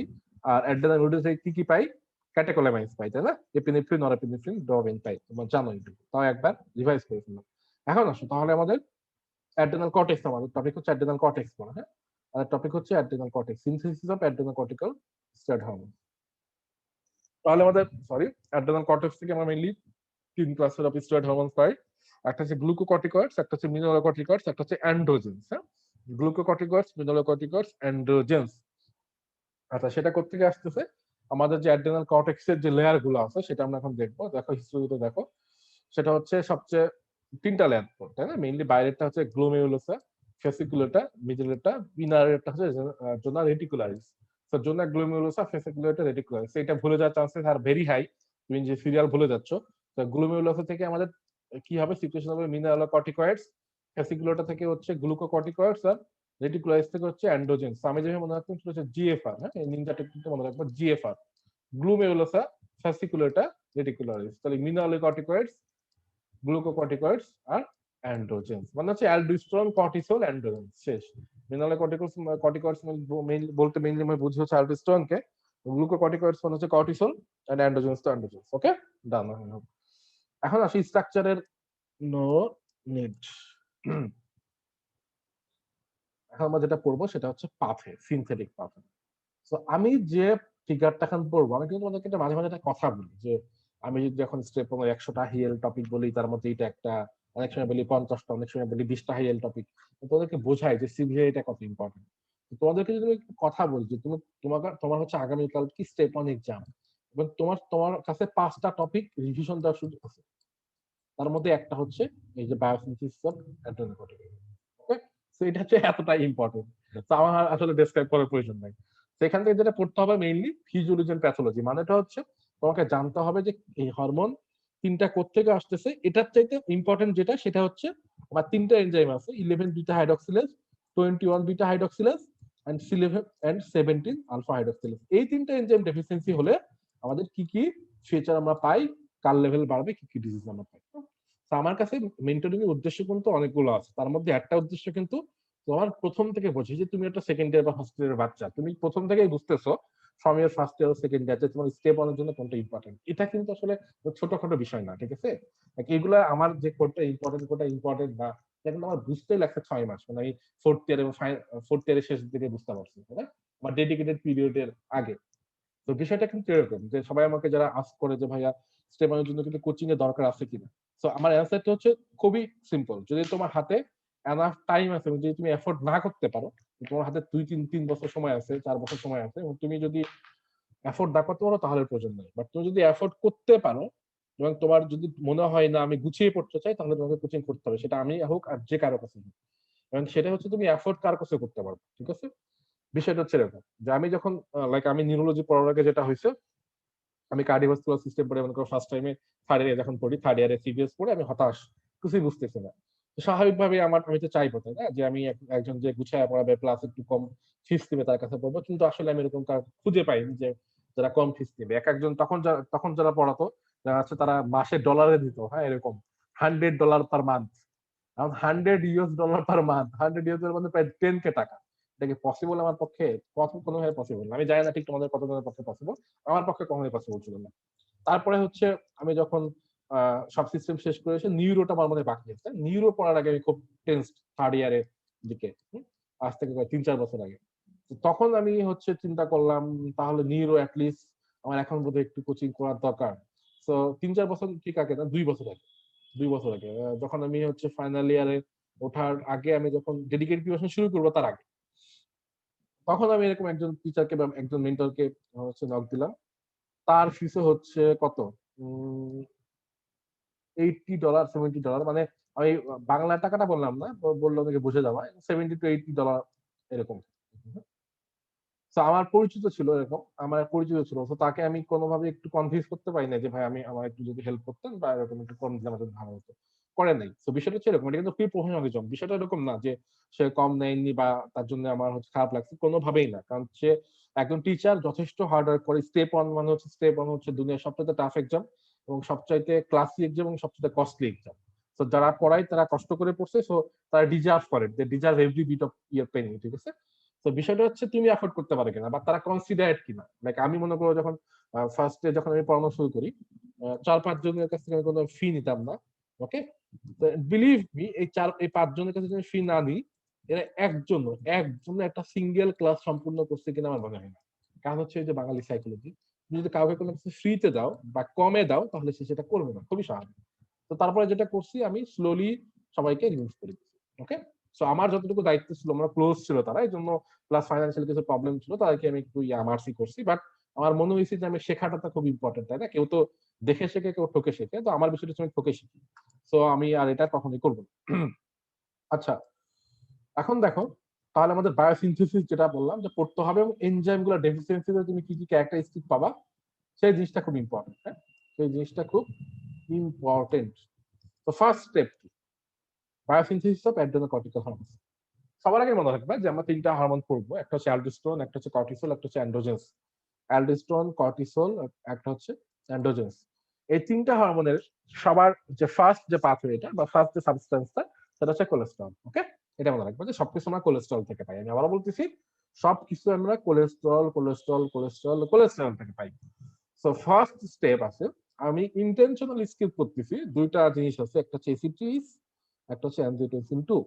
পরের স্টেপ কোলেস্টেরল থেকে আমার একটা এনজাইমের সাহায্যে আমি বলে দিব তোমাদেরকে যে আমার এই এনজাইমটা ডেফিসিয়েন্সি হলে পড়তে হবে তখন আমি তোমাকে বলে দিব বাট অ্যাজ এ হোল তোমাকে এই পুরো ফিগারটা তোমার মাথায় রাখতে হবে প্রয়োজন হলে তুমি 10 বার তোমার খাতায় লিখতে এটা এতটা ইম্পর্টেন্ট পুরো ফিগারটা কোনো কিছু বাদ দেওয়ার সম্ভব না সুযোগ নেই ওকে কোলেস্টেরল থেকে কোলেস্টেরল ডেসমোলেজ এনজাইমের সহায়তায় আমি পাই হচ্ছে প্রেজনিনোলিন ওকে এখন এই প্রেজনিনোলিন থেকে 3 বিটা হাইড্রক্সি স্টেরয়েড ডিহাইড্রোজেনেস এনজাইমের সাহায্যে আমি পাই প্রোজেস্টেরন ওকে প্রোজেস্টেরন পাইলাম প্রোজেস্টেরন থেকে আমি 21 বিটা হাইড্রক্সিলেজ এনজাইমের সাহায্য পাচ্ছি 11 ডিঅক্সিকর্টিকস্টেরন এই 11 বিটা হাইড্রক্সিলেজ হচ্ছে 21 বিটা হাইড্রক্সিলেজ হচ্ছে one of the most vital enzyme আমাদের আজকের তিনটা এনজাইমের ভিতরে ঠিক আছে তো এটা যদি আমি একটু হাইলাইট করি অন্য কালার দিয়ে সেটা হচ্ছে 11 বিটা হাইড্রক্সিলেজ 11 বিটা হাইড্রক্সিলেজ ওকে আচ্ছা এখন আসো তাহলে তোমার হাতে আছে কি 11 ডিঅক্সিকর্টিকোস্টেরন 11 ডিঅক্সিকর্টিকোস্টেরন এখন 11 ডিঅক্সিকর্টিকোস্টেরন এর পরে হচ্ছে তুমি আর একটা হাই yield এনজাইম 11 বিটা হাইড্রক্সিলেজ তার মাধ্যমে তুমি পাচ্ছ হচ্ছে কর্টিকোস্টেরন কর্টিকোস্টেরন থেকে অ্যালডোস্টেরন সিনথেস এনজাইমের সাহায্যে তুমি পাবা হচ্ছে অ্যালডোস্টেরন ঠিক আছে তাহলে দেখো আমি আলটিমেটলি প্রোডাক্ট শেষ পর অ্যালডোস্টেরন এখানে কিন্তু তোমার দুটো এনজাইম হাই yield পেয়ে যাচ্ছে ওকে তাহলে অ্যালডোস্টেরন বলো এখন তোমার কথা ভাই কর্টিসল কেমন এটা খেয়াল তুমি একটু আগে যে প্রেজনালন আমরা পাইছিলাম কোলেস্টেরল থেকে with the help of cholesterol desmolase enzyme সেই প্রেজনালন থেকে 17 আলফা হাইড্রক্সিলেজ এনজাইম এটা হচ্ছে থার্ড ভাইটাল এনজাইম এই তিনটা আমাদের ইম্পর্টেন্ট হ্যাঁ 17 আলফা হাইড্রক্সিলেজ এনজাইমের সাহায্যে দেখো সাইড প্রোডাক্ট হিসেবে পাবা 17 হাইড্রক্সি প্রেজনালন ওকে আচ্ছা এখন 17 হাইড্রক্সি প্রেজনালনের সাথে একদম দেখো এটা দুটো মিলাবা সেম 17 হাইড্রক্সি প্রেজনালন থেকে with the help of 3 beta hydroxysteroid dehydrogenase যেটা নাম মনে রাখার প্রয়োজন নাই এখান থেকে তুমি পাবে হচ্ছে 17 হাইড্রক্সি প্রোজেস্টেরন এবং এই প্রোজেস্টেরন থেকে তুমি ডাইরেক্টলি 17 আলফা হাইড্রক্সিলেজ থেকে 17 হাইড্রক্সি প্রোজেস্টেরন পাইতে পারো ওকে দেন ওখান থেকে এই পাশের এনজাইম পাশেরটা দিকে খেয়াল করবা 21 বিটা হাইড্রক্সিলেজ থেকে তুমি পাবা 11 ডিঅক্সিকর্টিসল আর 11 বিটা হাইড্রক্সিলেজ থেকে পাবা 11 শুধুমাত্র কর্টিসল, ঠিক আছে? তাহলে তিনটা এনজাইম কি কি? 11 beta hydroxylase, 21 beta hydroxylase and 17 alpha hydroxylase. এই তিনটা এনজাইম তোমাকে মনে রাখতে হবে। ওকে? ডেফিসিয়েন্সি হলে কি কি হবে? অ্যাজ এ হোল স্টেপ গুলা সবই মাথায় রাখতে হবে। এখন আসো আমরা কি পাবো? অ্যান্ড্রোজেন কেমনে পাবো? হ্যাঁ, অ্যান্ড্রোজেনস কেমনে পাবো? অ্যান্ড্রোজেন হচ্ছে তুমি যে 17 হাইড্রক্সি প্রেজনোলোন এন্ড 17 হাইড্রক্সি প্রোজেস্টেরন পাইছিলা, ওখান থেকে দুইটা স্টেপ 17 20 লাইজ, এই দুটা নট ক্লিনিক্যালি রিলেভেন্ট, এই দুটা এনজাইমের সাহায্যে তুমি ডাইহাইড্রো এপিএন্ডোস্টেরন পাচ্ছ। এই ডিহাইড্রো এপিএন্ডোস্টেরন, এই ডিহাইড্রো এপিএন্ডোস্টেরন থেকে তুমি আবার অ্যান্ড্রোস্টেরন পাইতে পারো, অ্যান্ড্রোস্টেরন থেকে আলটিমেটলি টেস্টোস্টেরন এন্ড এস্ট্রোজেন, ঠিক আছে? তাহলে এই যে ডাইহাইড্রো এপিএন্ডোস্টেরন এন্ড অ্যান্ড্রোস্টেরন, এই দুটাকে মেইনলি বলা হয় অ্যান্ড্রোজেন। ওকে? তো আশা করি তোমার স্টেপটা বুঝতে পারছো। এখন আমি বাকি জিনিসগুলো পড়াবো, বাট প্রথমে যে জিনিসটা দরকার ছিল সেটা হচ্ছে স্টেপ। তাহলে এটা হচ্ছে ফিজিওলজি তোমাদের পড়ানো শেষ। প্যাথোলজি যখন তোমাদেরকে পড়াবো আমি ফার্স্ট এন্ড ব্ল্যাক বুক থেকে, তখন ডিটেলস পড়াবো যে কোনটা ডেফিসিয়েন্সি থাকলে কি হয়। বাট এই যে তোমার ফিজিওলজি জেনে রাখলা যে তিনটা এনজাইম ভাইয়া বলছি ক্লিনিক্যাল রিলেভেন্ট, এই তিনটা ডেফিসিয়েন্সি হলে কি হয় সেটা আমরা তোমাদের প্যাথোলজিতে পড়াবো আমি তোমাকে। ওকে? এটা এখন পড়াবো না। এখন যেটা পড়াবো সেটা হচ্ছে এই যে কোলেস্টেরল যে ডেসমোলেজ এনজাইম, এটাকে স্টিমুলেট করবে হচ্ছে এসিটিএইচ, এটাকে স্টিমুলেট করবে হচ্ছে এসিটিএইচ। আর এখানে যে অ্যালডোস্টেরন সিনথেস, এটাকে স্টিমুলেট করবে হচ্ছে অ্যানজিওটেনসিন 2। এখন যে কথাটা আমি বলতে চাই সবচাইতে হাই এল, খেয়াল করো কোলেস্টেরল, আমি সরি আমি আবারও বলতেছি, কর্টিসল এন্ড অ্যান্ড্রোজেন, এই দুইটা রেগুলেটেড হবে এসিটিএইচ দিয়ে। এই দুইটাকে রেগুলেট করবে হচ্ছে এসিটিএইচ, অ্যাডেনোকর্টিকোট্রপিক হরমোন, ঠিক আছে? এই দুইটাতে রেগুলেট করবে এসিটিএইচ, মানে এই দুইটা সিনথেসিসে এসিটিএইচ ছাড়া আর অন্য কোনো হাত নাই। কিন্তু তুমি এখন বলতে পারো ভাই অ্যালডোস্টেরনে তো অ্যানজিওটেনসিন 2 এরও হাত আছে। এক্স্যাক্টলি এটাই বলতে চাইছি। অ্যালডোস্টেরনের ফার্স্ট স্টেপটা অবশ্যই এসিটিএইচ, কিন্তু অ্যালডোস্টেরনের মেইন রেগুলেটর হচ্ছে অ্যানজিওটেনসিন 2, এটা মনে রাখবে। তোমার এক্সামে অবশ্যই থাকবে যে অ্যালডোস্টেরন কে রেগুলেট করতেছে, খবরদার এসিটিএইচ দিবা না। এসিটিএইচ হচ্ছে কর্টিসল এন্ড অ্যান্ড্রোজেন, আর অ্যালডোস্টেরন হচ্ছে অ্যানজিওটেনসিন 2। ওকে? ডান। তাহলে এখন আসো এরপরে ভাই আমরা কি পড়বো? এরপরে আমরা যেটা পড়বো সেটা হচ্ছে যেটা এই যে আমি এখানে যেগুলো লেখা আছে, যেগুলো বললাম সেগুলাই বইয়ে লেখা আছে। হ্যাঁ, এগুলো তুমি স্কিপ করতে পারো, কোনো সমস্যা নেই, কারণ এগুলো তো বলেই দিলাম বা তোমরা জানো এখন কি লেখা আছে। হ্যাঁ, পড়ার প্রয়োজন নেই, জাস্ট একবার দেখতে পারো, রিডিং করতে পারো। এখন আসলে রেগুলেশন। হ্যাঁ, এখন হচ্ছে রেগুলেশন। রেগুলেশনটা কেমন বলবো ভাইয়া? রেগুলেশন কি করতে হবে ভাইয়া সেটা দেখো। সেটা হচ্ছে আমার হায়ার সেন্টার থেকে মানে হাইপোথ্যালামাস থেকে কর্টিকোটোমিন রিলিজিং হরমোন সিক্রেশন হবে। কর্টিকোটোমিন রিলিজিং হরমোন কি করবে? অ্যান্টারিয়র পিটুইটারি স্টিমুলেট করবে। অ্যান্টারিয়র পিটুইটারি থেকে কি রিলিজ হবে? এসিটিএইচ রিলিজ হবে। এসিটিএইচ এখন আমার অ্যাড্রেনাল কর্টেক্স কে স্টিমুলেট করবে, ফলে আমি কি পাচ্ছি? কর্টিসল পাচ্ছি এন্ড অ্যান্ড্রোজেন পাচ্ছি এন্ড অ্যালডোস্টেরন পাচ্ছি। তো মেইনলি যেটা মনে রাখবা, কর্টিকোটোমিন রিলিজিং হরমোন মানে সিআরএইচ এন্ড এসিটিএইচ, এই দুটো মেইনলি আমাদের কর্টিসল আর অ্যান্ড্রোজেনকে কন্ট্রোল করে বা রেগুলেট করে, ঠিক আছে? সো এখানে যেরকম তুমি কর্টিসল পাইলা, এই কর্টিসল কি করবে? এই কর্টিসল গিয়ে অ্যান্টেরিয়র পিটুইটারিকে নেগেটিভ ফিডব্যাক দিবে এবং হাইপোথ্যালামাসকে নেগেটিভ ফিডব্যাক দিবে। হ্যাঁ, হরমোনের যা কাজ তাই করবে, ঠিক আছে? তো রেগুলেশন যদি খেয়াল করো, একটু রেগুলেশনটা যদি খেয়াল করো, এদিকে আসো, দেখো। তাহলে যেটা বললাম যে জোনা ফেসিকুলেট এন্ড রেটিকুলারিস, এখান থেকে কি কি পাচ্ছ? স্টেরয়েড আর অ্যান্ড্রোজেন, এই দুটো মেইন রেগুলেটর হচ্ছে সিআরএইচ মানে কর্টিকোটোমিন রিলিজিং হরমোন আর এসিটিএইচ। ওকে? আর জোনা গ্লুমেরুলাসা থেকে যেটা পাচ্ছ মিনারেল কর্টিকয়েডস বা অ্যালডোস্টেরন, সেটার রেগুলেশন করবে কে? র্যাস সিস্টেম মানে renin angiotensin aldosterone system. Done. I hope বুঝতে পারছো। এখন আসলে তোমাদেরকে আরো ডিটেইলস পড়াই। রেগুলেশন অফ তাহলে glucocorticoid and adrenal androgen secretion, মানে হচ্ছে কর্টিসল আর অ্যান্ড্রোজেন যে রেগুলেশন করতেছে সিআরএইচ এন্ড এসিটিএইচ, এর একটু ডিটেইলস হালকা পাতলা দরকার আছে। কি দরকার আছে ভাইয়া? সেটা হচ্ছে কর্টিসল সিক্রেশন কখন হয় বেশি আর কখন হয় কম, এটা তোমাদেরকে জানতে হবে। কর্টিসল সিক্রেশন হচ্ছে পালসেটাইল। পালসেটাইল মানে হচ্ছে এরকম কন্টিনিউয়াস না, একটা সময় বাড়বে একটা সময় কমবে, এবং ডায়াগোনাল ভেরিয়েশন মানে রাতে বাড়ে বা রাতে কমে, দিনে বাড়ে বা দিনে কমে, বিষয়টা হচ্ছে এরকম, তাহলে ডায়াগোনাল ভেরিয়েশন। তো তোমরা সবাই জানো কর্টিসলকে আমরা স্ট্রেস হরমোন কেন বলি? কারণ কর্টিসল হরমোন আমাদের স্ট্রেসে যদি থাকো কর্টিসল আমাদের সিক্রেশনটা বাড়ে, ঠিক আছে? এই জন্য কর্টিসলকে আমরা স্ট্রেস হরমোন বলি। আচ্ছা, কর্টিসল ইউজুয়ালি আমাদের পিক থাকে হচ্ছে ঘুম থেকে উঠে ভোরে। তোমরা যে হচ্ছে সারা জীবন শুনে আসছো যে ভোরে পড়া ভালো হয়, তোমার বাবা বলছে, তোমার মা বলছে যে ভোরে উঠে পড়, বেশি রাত জেগে পড়িস না। কারণটা কি? কারণ হচ্ছে সেই কর্টিসল। কর্টিসল আমাদের ভোরে তুমি যখন ঘুম থেকে উঠবা সকালে সবচেয়ে পিক লেভেলে থাকে, ফলে তোমার স্ট্রেস নেওয়ার ক্ষমতা বাড়ে, তোমার পড়াশোনাটার মনোযোগ বেশি আসে। আর মিড নাইটে আমাদের কর্টিসলের লেভেলটা সবচেয়ে কম আসে বা কমে আসে, ঠিক আছে? বিষয়টা চলে গেল। তাহলে আমাদের কর্টিসল এবং অ্যান্ড্রোজেন এই দুটোকে কে রেগুলেট করতেছে? হাইপোথ্যালামাস পিটুইটারি অ্যাক্সিস, তাই না? হাইপোথ্যালামাস থেকে সিআরএইচ এন্ড হাইপোথ্যালামাস থেকে সিআরএইচ আর পিটুইটারি থেকে এসিটিএইচ।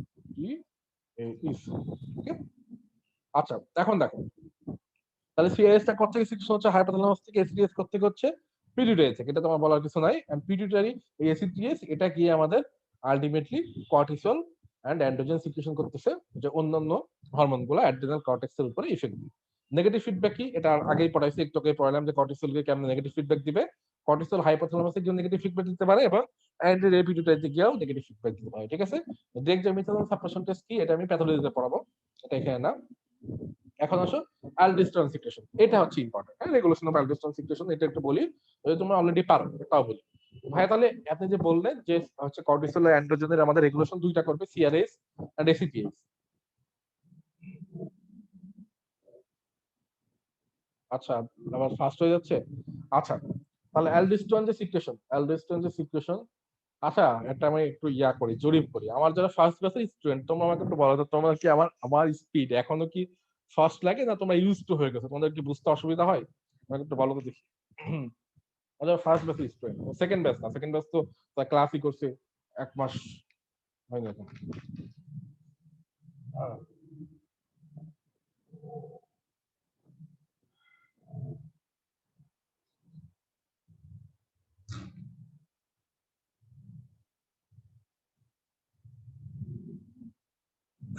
কথা হচ্ছে এটা যে ইউজড অ্যাডাপ্টেড, হ্যাঁ এটা সত্যি কথা।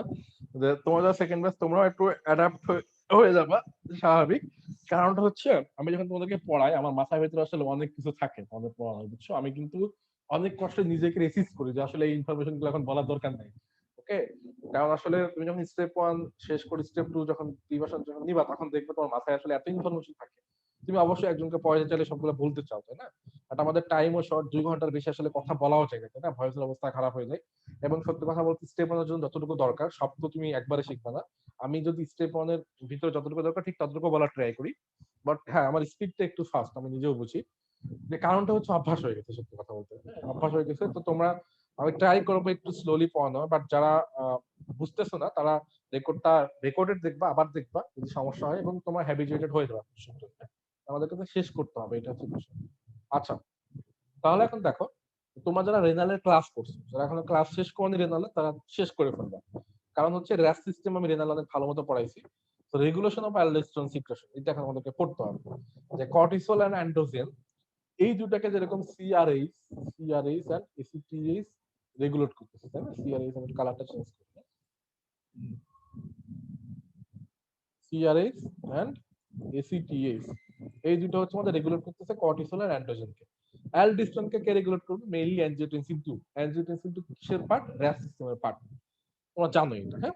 তাহলে এখন দেখো র্যাস সিস্টেমটা কি ছিল ভাইয়া? তাহলে আমাদের মেইনলি দুইটা জিনিসে আমাদের অ্যালডোস্টেরন রেগুলেট করে, একটা হচ্ছে RAS system, renin angiotensin 2 aldosterone system, আর একটা হচ্ছে আমাদের সেরাম পটাসিয়াম কনসেন্ট্রেশন। ওকে, এটা তোমরা অলরেডি পারো।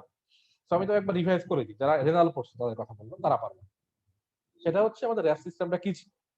আমাদের যদি কোনো কারণে, র্যাস সিস্টেমটা ছিল এটা, যদি কোনো কারণে, আচ্ছা র্যাস সিস্টেমটা আগে পড়িনি, তারপরে সিগন্যালটা পরে পড়াচ্ছি। হ্যাঁ, যদি কোনো কারণে আমাদের কিডনিতে যে ব্লাড ফ্লো সেটা যদি কমে যায়, বা কিডনি পারফিউশন প্রেশার, যেটা পারফিউশন প্রেশার মানে মেইনলি আমাদের ব্লাড ফ্লোর কথা আমরা মিন করি, সেটা যদি কোনো কারণে কমে যায়, কখন কমে যাবে ভাইয়া? যখন আমাদের এক্সট্রাসেলুলার ফ্লুইড ভলিউমটা কমে যাবে, তাই না? মানে হিমোরেজ, ডায়রিয়া, ভমিটিং, এই যে এগুলোতে যখন আমাদের হাইপোটেনশন ডেভেলপ করে, তখন তো রেনাল পারফিউশন প্রেশার কমে যাচ্ছে। তখন আমাদের রেনাল পারফিউশন প্রেশার কমে গেলে আমাদের রেনিন সিক্রেশন হবে, তাই না? কোত্থেকে হবে? জাস্টা গ্লোমেরুলার সেল থেকে, জেজি সেল থেকে, কিডনি রেনিন সিক্রেশন হবে। রেনিন একটা এনজাইম, রেনিনের কাজটা কি? আমাদের অ্যানজিওটেনসিন যে হরমোনটা থাকে সেটাকে অ্যানজিওটেনসিন 1 এ কনভার্ট করা। দেন অ্যানজিওটেনসিন থেকে অ্যানজিওটেনসিন 1 পায় না। দেন আমাদের লাংসে কি থাকে? অ্যানজিওটেনসিন কনভার্টিং এনজাইম থাকে, যেটা কি করে? অ্যানজিওটেনসিনকে অ্যানজিওটেনসিন 2 তে কনভার্ট করবে। এইতে মজার একটা খেলা এখন শুরু হবে। এই অ্যানজিওটেনসিন 2 এখন কি করবে? অ্যানজিওটেনসিন 2 এখন আরামসে চলে আসবে অ্যাডেনাল কর্টেক্সে, এসে জোনা গ্লোমেরুলাস আছে, জোনা যে গ্লোমেরুলাস সেল আছে যেখান থেকে অ্যালডোস্টেরন সিক্রেশন হয়, সেটাকে স্টিমুলেট করবে। ওই যে একটু আগে দেখলে অ্যালডোস্টেরন সিনথেসকে স্টিমুলেট করতেছে, এই যে সেই অ্যানজিওটেনসিন। ওকে, এইভাবে এটা কাজটা হচ্ছে এইভাবে। আচ্ছা, যে যেভাবে বললাম ঠিক সেম একই এইভাবে আমাদের হচ্ছে অ্যালডোস্টেরন সিনথেসিসটা স্টোরেটিক হবে। কাজটা কি অ্যালডোস্টেরনের? এটাও তোমরা জানো যে অ্যালডোস্টেরন মেইনলি আমাদের কাজটা কি করতেছে? অ্যালডোস্টেরন মেইনলি আমাদের সোডিয়াম রিঅ্যাবজর্পশন করে এন্ড হাইড্রোজেন সিক্রেশন করে, পটাশিয়াম সিক্রেশন করে। তাহলে দেখো আমাদের ফার্স্ট আমাদের এখানে কি সমস্যা ছিল? সেটা হচ্ছে ব্লাড ভলিউম কম ছিল। আমাদের সমস্যা ছিল ব্লাড ফ্লো কম। তাহলে অ্যালডোস্টেরন যদি সিনথেসিস করতে পারি আমরা, কি লাভ হচ্ছে?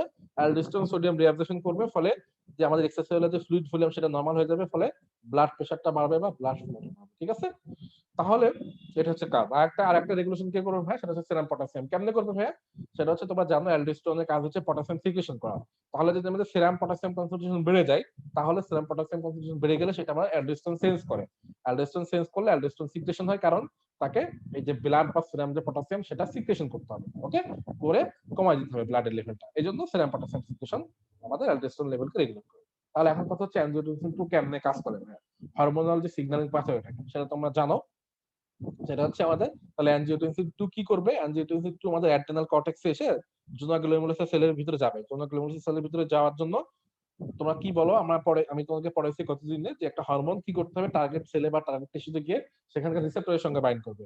সো অ্যানজিওটেনসিন 2 গিয়ে অ্যানজিওটেনসিন যে 1 রিসেপ্টর আছে কোথায় আছে? ওই যে জোনা গ্লোমেরুলাস তার সঙ্গে বাইন্ড করবে। হরমোন রিসেপ্টর কমপ্লেক্স তৈরি হয়ে গেল। এখন এটা কোন পাথওয়েতে কাজ করবে ভাই? এটা কাজ করবে হচ্ছে এই যে ফসফোলাইপেজ সি পাথওয়ে। ঠিক আছে? জি কিউ প্রোটিন অ্যাক্টিভেট হয়ে যাবে, ফসফোলাইপেজ সি অ্যাক্টিভেট হয়ে যাবে, এবং এখানে সেকেন্ড মেসেঞ্জার কোনটা? IPC calcium. ওকে? এগুলো তোমরা এখন বস হয়ে গেছে। আচ্ছা, তাহলে এখন আমাদের লাস্ট যে টপিক সেটা আমরা এখন পড়বো, সেটা হচ্ছে ফাংশন কি, কর্টিসল, অ্যান্ড্রোজেন আর অ্যালডোস্টেরন। এটা আমরা 10 মিনিটে শেষ করবো। হ্যাঁ, এইটা হচ্ছে আমাদের আজকে লাস্ট টপিক। দেখো 25 ছিল 21 হয়ে গেছে, অনেকে টায়ার্ড হয়ে গেছে অলরেডি। তো স্টেরয়েড বা গ্লুকোকর্টিকয়েডস আমাদের লাইফের জন্য ইসেনশিয়াল, তোমরা সবাই জানো। আচ্ছা, তো স্টেরয়েডের ফাংশন কি আর অ্যালডোস্টেরনের ফাংশন কি, অ্যান্ড্রোজেনের ফাংশন কি? হ্যাঁ, তো স্টেরয়েডের ফাংশন কি বা কর্টিসলের ফাংশন কি, এটা যদি আমি ব্রড ওয়েতে তোমাদেরকে বলি, সেটা হচ্ছে আমাদের কর্টিসলের ফাংশনও কি বলো, ডায়াবেটোজেনিক থাকে। থাইরয়েড হরমোনের গ্রোথ হরমোনের মতো ডায়াবেটোজেনিক। এই কথাটা যখন বললাম তোমাদের বোঝা হয়ে গেছে কর্টিসল কি করবে। তাহলে কর্টিসল আমাদের প্রোটিন ক্যাটাবলিজম করে, মানে প্রোটিনকে ভাঙে। ওকে? কর্টিসল যেটা করে, প্রোটিনকে ভাঙবে এবং নিউ প্রোটিন সিনথেসিস কমাবে। তো এই যে জিনিসটা বললাম, এই একটা জিনিসে তোমরা আমার খুব ভালো মতো খেয়াল করবা। এই একটা ফাংশনে মেইনলি কর্টিসল আর এর আগে যে থাইরয়েড হরমোন পড়েছি সেখানে ডিফারেন্স। সেটা কি ভাইয়া? থাইরয়েড হরমোন কিন্তু আমাদের protein breakdown plus protein synthesis দুইটা কাজই করে। কিন্তু কর্টিসল যেটা করে সেটা হচ্ছে কর্টিসল শুধুমাত্র প্রোটিন ব্রেকডাউন করবে, কিন্তু প্রোটিন সিনথেসিস করবে না। Decreases new protein synthesis. এটা কিন্তু মনে রাখবে। হ্যাঁ, দেখেন আমি জানি, এই জন্য একবারে তোমাদেরকে বলে দিলাম। কর্টিসল তাহলে কি করতেছে দেখো, গ্লুকোনিওজেনেসিস বাড়াবে, মানে হচ্ছে গ্লুকোজ বাড়াবে। প্রোটিওলাইসিস করবে, একটু আগেই বললাম। লিপোলাইসিস আগের মতোই, থাইরয়েড হরমোনের মতো। গ্লুকোজ ইউটিলাইজেশনটা কমাবে, মানে গ্লুকোজ ইউটিলাইজেশন কমাবে মানে কি? মানে হচ্ছে ব্লাড থেকে গ্লুকোজটা অন্য জায়গায় নিয়ে যাবে না। ঠিক আছে? যেটা আমাদের ইনসুলিনের কাজ। তার মানে কি? ব্লাড গ্লুকোজ বাড়াবে, ইনসুলিন সেন্সিটিভিটি কমাবে। ঠিক আছে? তার মানে কি? এটা হচ্ছে ডায়াবেটোজেনিক। আচ্ছা, এগুলো সব একই ফাংশন, সেটা হচ্ছে ডায়াবেটোজেনিক। এরপরে কর্টিসলের একটা ফাংশন হচ্ছে অ্যান্টি ইনফ্ল্যামেটরি, সেটা এখন আমরা পড়বো। আর একটা হচ্ছে ভাস্কুলার ফাংশন। ঠিক আছে? তাহলে স্টিমুলেশন অফ গ্লুকোনিওজেনেসিস এর ভিতরে আমরা বা গ্লুকোজ লেভেল কেমনে বাড়ায় কর্টিসল, সেই রুট গুলো তোমাকে বলে দিলাম। এখন আসো, অ্যান্টি ইনফ্ল্যামেটরি ইফেক্টটা কি ভাই? খুবই ইম্পর্টেন্ট। কর্টিসল মেইনলি দুইটা ভাবে ইনফ্লামেশনটা, বডির ইনফ্লামেশনটা এগেইনস্টে কাজ করে। এক হচ্ছে কর্টিসল আমাদের লিপোকর্টিন নামে একটা প্রোটিন সিনথেসিস করে। লিপোপ্রোটিন বা লাইপোপ্রোটিন। ভাই এটা কাজটা কি? এর কাজটা হচ্ছে ফসফোলাইপেজ A2 ইনহিবিট করা। এখন তুমি আমাকে বলতে পারো ভাইয়া ফসফোলাইপেজ A2 ইনহিবিট করার কি দরকার? সবাই মনে করে দেখো, আমাদের যে প্রোস্টাগ্ল্যান্ডিন সিনথেসিসের পাথওয়ে আছে, তোমরা অনেকেই পড়ছো প্রোস্টাগ্ল্যান্ডিন সিনথেসিসের পাথওয়ে। সেই প্রোস্টাগ্ল্যান্ডিন সিনথেসিসের পাথওয়ে কি ছিল? প্রোস্টাগ্ল্যান্ডিন সিনথেসিসের পাথওয়ে ছিল হচ্ছে আমাদের মেমব্রেন যে ফসফোলিপিড ছিল, মেমব্রেন ফসফোলিপিড মেমব্রেন ফসফোলিপিড থেকে অ্যারাকিডোনিক অ্যাসিড, তাই না? মেমব্রেন ফসফোলিপিড থেকে অ্যারাকিডোনিক অ্যাসিড যে হচ্ছে তোমার, সরি আমি উল্টা বলছি, যে আমাদের ফার্স্ট যে পাথওয়েটা ছিল আমার যেটা মনে আছে, মেমব্রেন, হ্যাঁ ঠিকই আছে, মেমব্রেন ফসফোলিপিড থেকে অ্যারাকিডোনিক অ্যাসিড। অ্যারাকিডোনিক অ্যাসিড যে সিনথেসিস করে, এটার জন্য কি এনজাইম দরকার ছিল? Phospholipase A2। ফসফোলাইপেজ A2, এই অ্যারাকিডোনিক অ্যাসিড থেকে আমরা প্রোস্টাগ্ল্যান্ডিন গুলো পাই, PGI2, PGE2, PGF2, তাই না? এই জিনিসগুলো পাই, এটা তোমরা গাইডে পড়ছো। আমি যদিও এটা এখন সিস্টেমে না, যে নেক্সট যে সিস্টেমে আছে আমার সিস্টেমে পড়াবো, ইমিউনোলজিতে আছে, তখন অবশ্যই পড়াবো, বাট এখন আমি জাস্ট শর্টকাটে ডিসক্রাইব করলাম যে প্রোস্টাগ্ল্যান্ডিন সিনথেসিসের যে পাথওয়ে আছে, ওই প্রোস্টাগ্ল্যান্ডিন সিনথেসিসের পাথওয়ে ফসফোলাইপেজ A2 এনজাইমটা লাগে, এটুকু জানলে এখন হবে। ওকে? তাহলে প্রোস্টাগ্ল্যান্ডিন সিনথেসিসের পাথওয়েতে আমাদের এই ফসফোলাইপেজ এই দুটা লাগে। আর প্রোস্টাগ্ল্যান্ডিনের কাজটা কি? প্রোস্টাগ্ল্যান্ডিন হচ্ছে ইনফ্লামেটরি সাবস্টেন্স, ঠিক আছে? তাই প্রোস্টাগ্ল্যান্ডিন গুলাকে যদি আমি ইনহিবিট করতে পারি, কেমনে করতে পারি? ফসফোলাইপেজ এই দুটাকে যদি আমি ইনহিবিট করতে পারি, কে করবে সেটা? এই যে লাইপোপ্রোটিন। এই লাইপোপ্রোটিনটা কে সিনথেসিস করবে? কর্টিসল। তাহলে কর্টিসল লাইপোপ্রোটিন সিনথেসিস করবে, যেটা ফসফোলাইপেজ এটুকু ইনহিবিট করবে, ফলে প্রোস্টাগ্ল্যান্ডিনকে কমাবে। ওকে, প্রোস্টাগ্ল্যান্ডিনকে কমাবে। সো এই যে পাথওয়েতে আমরা কি কি পাইছিলাম মনে করে দেখো, প্রোস্টাগ্ল্যান্ডিন প্লাস লিউকোট্রাইনস, এই দুইটা জিনিস আমরা পাই। এই প্রোস্টাগ্ল্যান্ডিন আর লিউকোট্রাইনস এটা কাজ হচ্ছে ইনফ্লামেটরি রেসপন্স মিডিয়েট করা। সো এই দুইটা জিনিসকে যদি আমরা ইনহিবিট করতে পারি, তাহলে আমাদের কর্টিসলকে এই জন্য বলতেছি অ্যান্টি ইনফ্লামেটরি ইফেক্ট, ঠিক আছে? আচ্ছা, তারপরে নাম্বার 2 কি? নাম্বার 2 হচ্ছে কর্টিসল আমাদের ইন্টারলিউকিন 2 প্রোডাকশনকে ইনহিবিট করে, আর টি লিম্ফোসাইট প্রলিফারেশনকে ইনহিবিট করে। এগুলো আমরা ইমিউনোলজি ডিটেইলস পড়বো। Cortisol inhibits the production of interleukin 2 and T lymphocyte proliferation, ফলে আমাদের অ্যান্টি ইনফ্লামেটরি রেসপন্স সেটা আমরা পাই। ওকে, আচ্ছা, দেন সাপ্রেশন অফ ইমিউনো রেসপন্স, মানে ইমিউনো রেসপন্স কেমন সাপ্রেশন করেছে? একই কথা, যে আমাদের ইন্টারলিউকিন 2 প্রোডাকশন কমায় আর টি লিম্ফোসাইট কমায়। ইন্টারলিউকিন টি প্রোডাকশন কমাইলে ভাই কি সমস্যা? টি লিম্ফোসাইট কমাইলে কি সমস্যা? আমাদের বডির যে ইমিউন সিস্টেম কি দিয়ে তৈরি বলো? T lymphocyte and B lymphocyte দিয়ে তৈরি। T lymphocyte and B lymphocyte আমাদের বডির ইমিউন সিস্টেম। এখন তুমি যদি ওগুলোকে সাপ্রেস করে রাখো, কি বলতেছি তাহলে? সেটাকে সাপ্রেশন অফ ইমিউন রেসপন্স, ঠিক আছে? কর্টিসল যে কাজটা করে। আচ্ছা, এরপরে আসো, খুবই ইম্পর্টেন্ট এই ফাংশনটা, সেটা হচ্ছে maintenance of vascular responsiveness of catecholamines. মানে তোমরা যেটা পড়ে আসছো গাইডে, পারমিসিভ অ্যাকশন নামে জিনিসটা, একটা জিনিস পড়ছো, সেটা কি ভাইয়া? সেটা হচ্ছে আমাদের cortisol is necessary for maintenance of normal blood pressure and plays a permissive role in arterioles up regulating alpha adrenergic receptor. মানেটা কি? মানে হচ্ছে আমাদের ভেসেলস এর ভিতরে, যে ভেসেলস এর ভিতরে আলফা রিসেপ্টর থাকে, অ্যাড্রেনার্জিক রিসেপ্টর, তাই না? তোমরা যারা পড়ছো আমাদের সিম্পাথেটিক নার্ভাস সিস্টেমে ক্লাস করছো, মনে করে দেখো আলফা রিসেপ্টরের লোকেশন গুলো মনে করে দেখো। আলফা রিসেপ্টর কোথায় থাকে? এই যে ব্লাড ভেসেলে থাকে। তো আলফা রিসেপ্টর যদি ব্লাড ভেসেলে থাকে, কর্টিসলের কাজ হচ্ছে আলফা রিসেপ্টর গুলোকে স্টিমুলেট করা। আমি আবারও বলতেছি, কর্টিসলের কাজটা হচ্ছে আলফা রিসেপ্টরকে স্টিমুলেট করা। তাহলে তোমার বডিতে যদি কোনো কর্টিসল ডেফিসিয়েন্সি না থাকে, তোমার বডিতে যদি কর্টিসল হরমোনের যে লেভেল সেটা যদি কোনো সমস্যা না হয়, নরমাল থাকে, তাহলে তোমার আলফা রিসেপ্টরে কোনো সমস্যা নাই, ঠিক আছে? তাহলে তুমি যদি এখন তোমার বডিতে কোনো এপিনেফ্রিন নরএপিনেফ্রিন তার যে কাজ, তারা সেই কাজটা করতে পারবে। এপিনেফ্রিন আর নরএপিনেফ্রিনের কাজটা কি? এপিনেফ্রিন আর নরএপিনেফ্রিনের কাজ হচ্ছে তোমার ভেসো কনস্ট্রিকশন করা। ভেসো কনস্ট্রিকশনের জন্য কি দরকার? এই যে আলফা রিসেপ্টর দরকার, তাই না? মানে আলফা রিসেপ্টর কি করে? সিম্পাথেটিক রেসপন্স হচ্ছে ভেসো কনস্ট্রিকশন করে। তাহলে তুমি যদি কর্টিসল ডেফিসিয়েন্ট হও, তাহলে আলফা রিসেপ্টর কি কাজ করবে? কারণ সেগুলোকে তো স্টিমুলেট করতেছে হচ্ছে কর্টিসল। ওকে, এটাই কিন্তু মেকানিজম, খুব ইম্পর্টেন্ট মেকানিজম। এটা ডিটেইলস আমরা প্যাথোলজিতে আবার পড়বো, যে পারমিসিভ অ্যাকশনটা। হ্যাঁ, তাহলে এই জন্য পারমিসিভ অ্যাকশনটা দিচ্ছে। তাহলে দেখো, কর্টিসল কিন্তু ডিরেক্টলি আমার ভেসো কনস্ট্রিকশন করতেছে না, কিন্তু কর্টিসল এপিনেফ্রিন নরএপিনেফ্রিনের ভেসো যে কনস্ট্রিকশন করা সেটাতে হেল্প করতেছে। এটাকে বলা হয় পারমিসিভ রেসপন্স বা পারমিসিভ অ্যাকশন, ঠিক আছে? আচ্ছা, লেস ইম্পর্টেন্ট কিছু ফাংশন আছে, এগুলো তোমার 2-3টা আছে, এগুলো পড়ে নি, এগুলো নট ইম্পর্টেন্ট। তাহলে আমাদের এই permissive action, immuno suppression, anti inflammatory effect, okay, আর এই যে ডায়াবেটোজেনিক, এই চারটা একদমই ছোটস্থ করে ফেলা, যে জিনিসগুলো বললাম বুঝাই দিলাম, এখন তোমাদের কাজ হচ্ছে পড়া। এখন আসুন, অ্যালডোস্টেরনের কাজ কি? অ্যালডোস্টেরনের কাজ হচ্ছে sodium reabsorption, hydrogen potassium fixation. এই অ্যালডোস্টেরনে তোমাদের পিএইচডি করে ফেলা কথা, এতবার পড়াইছি। আচ্ছা, এখন লাস্টের যে টপিকটা হয় সেটা হচ্ছে অ্যাড্রেনাল অ্যান্ড্রোজেন্স। এই অ্যাড্রেনাল অ্যান্ড্রোজেন্সের কাজটা কি? মনে রাখবে, আমি কথাগুলো যেটা বলবো খুবই শর্ট কিন্তু ইম্পর্টেন্ট। হ্যাঁ, এই অ্যাড্রেনাল কর্টেক্স থেকে যে আমাদের অ্যান্ড্রোজেন গুলো প্রডিউস হচ্ছে, সেগুলোর নাম হচ্ছে ডাইহাইড্রো বা ডিহাইড্রো অ্যান্ড্রোস্টেনোডায়ন এন্ড অ্যান্ড্রোস্টেনোডায়ন, তাই না? এই দুইটা। কিন্তু কথা হচ্ছে ভাই, এগুলো আসলে কি বা এগুলোর কাজটা কি? এই যে তুমি অ্যান্ড্রোস্টেনোডায়ন বা অ্যান্ড্রো পাইলা, ডাইহাইড্রো অ্যান্ড্রোস্টেনোডায়ন এন্ড অ্যান্ড্রোস্টেনোডায়ন পাইলা, এই দুটোর কাজটা কি? এই দুটোর কাজটা হচ্ছে তারা টেস্টোস্টেরনে, আচ্ছা, বোন ফরমেশনে কর্টিসলের ফাংশনটা কি? কর্টিসল যেটা করে, এটা যদি লেস হাই হয়, আচ্ছা তা বলে দিই। কর্টিসল হচ্ছে বোন ফরমেশনটা ইনহিবিট করবে। কেমনে করবে? কারণ হচ্ছে যে টাইপ 1 কোলাজেন থাকে আমাদের বোন ফরমেশনের জন্য, মেইন যে কম্পোনেন্ট থাকে সেটা হচ্ছে টাইপ 1 কোলাজেন, ঠিক আছে? তো টাইপ 1 কোলাজেন একটা, আর একটা হচ্ছে অস্টিওব্লাস্ট। ওকে, এটা মনে রাখবা। তো কর্টিসল যেটা করে, অস্টিওব্লাস্ট যে ফরমেশন হয় সেটাকে কমায় দেয়, কোলাজেন সেটাকেও কমায় দেয়, ফলে আলটিমেটলি আমাদের বোনটা ফরমেশন কম হয়, ঠিক আছে? আর আচ্ছা, আর বাকি দুটো ফাংশন কি? একটা হচ্ছে আমাদের কর্টিসল জিএফআরটা বাড়ায়। কেমনে জিএফআর বাড়ায়? রেনাল যারা পড়ছো তারা মনে করে দেখো, যে আমাদের এফআইএন যে আর্টারিওলটা আছে সেটা ভেসোডাইলেশন করে, ভেসোডাইলেশন করে, ওয়েলকাম, ভেসোডাইলেশন করে জিএফআরটা বাড়ায় দেয়। ওকে, এটা হচ্ছে কর্টিসলের কাজ। আচ্ছা, এখন দেখো তাহলে যেটা বললাম, যে আমাদের যে ডিহাইড্রোএপিএন্ডোস্টেরন আর অ্যান্ডোস্টেরন, এই দুটো কাজ কি ভাই? এই দুটো কাজ হচ্ছে এরা দুটো আলটিমেটলি টেস্টোস্টেরনে কনভার্ট হয়। ওকে, এই দুটো আলটিমেটলি টেস্টোস্টেরনে কনভার্ট হয়। এখন যারা মেলের ক্ষেত্রে আমরা কি এই ডিহাইড্রো অ্যান্ডোস্টেরন এন্ড অ্যান্ডোস্টেরনের জন্য বসে থাকি আমাদের টেস্টোস্টেরনের জন্য? অবশ্যই না। আমাদের টেস্টোস্টেরন আমরা কোলেস্টেরল থেকে নিজেরাই সিনথেসিস করতে পারি। আমাদের বডি মেলের ক্ষেত্রে টেস্টোস্টেরন থেকে নিজেরাই সিনথেসিস করতে পারে কোলেস্টেরলের জন্য। তো তারা এই যে অ্যাড্রেনাল কর্টেক্স থেকে যে কতটুকু অ্যাড্রেনাল অ্যান্ড্রোজেন্স আসবে তার জন্য তারা বসে থাকে না, ঠিক আছে? এটা মনে রাখবা সবসময়।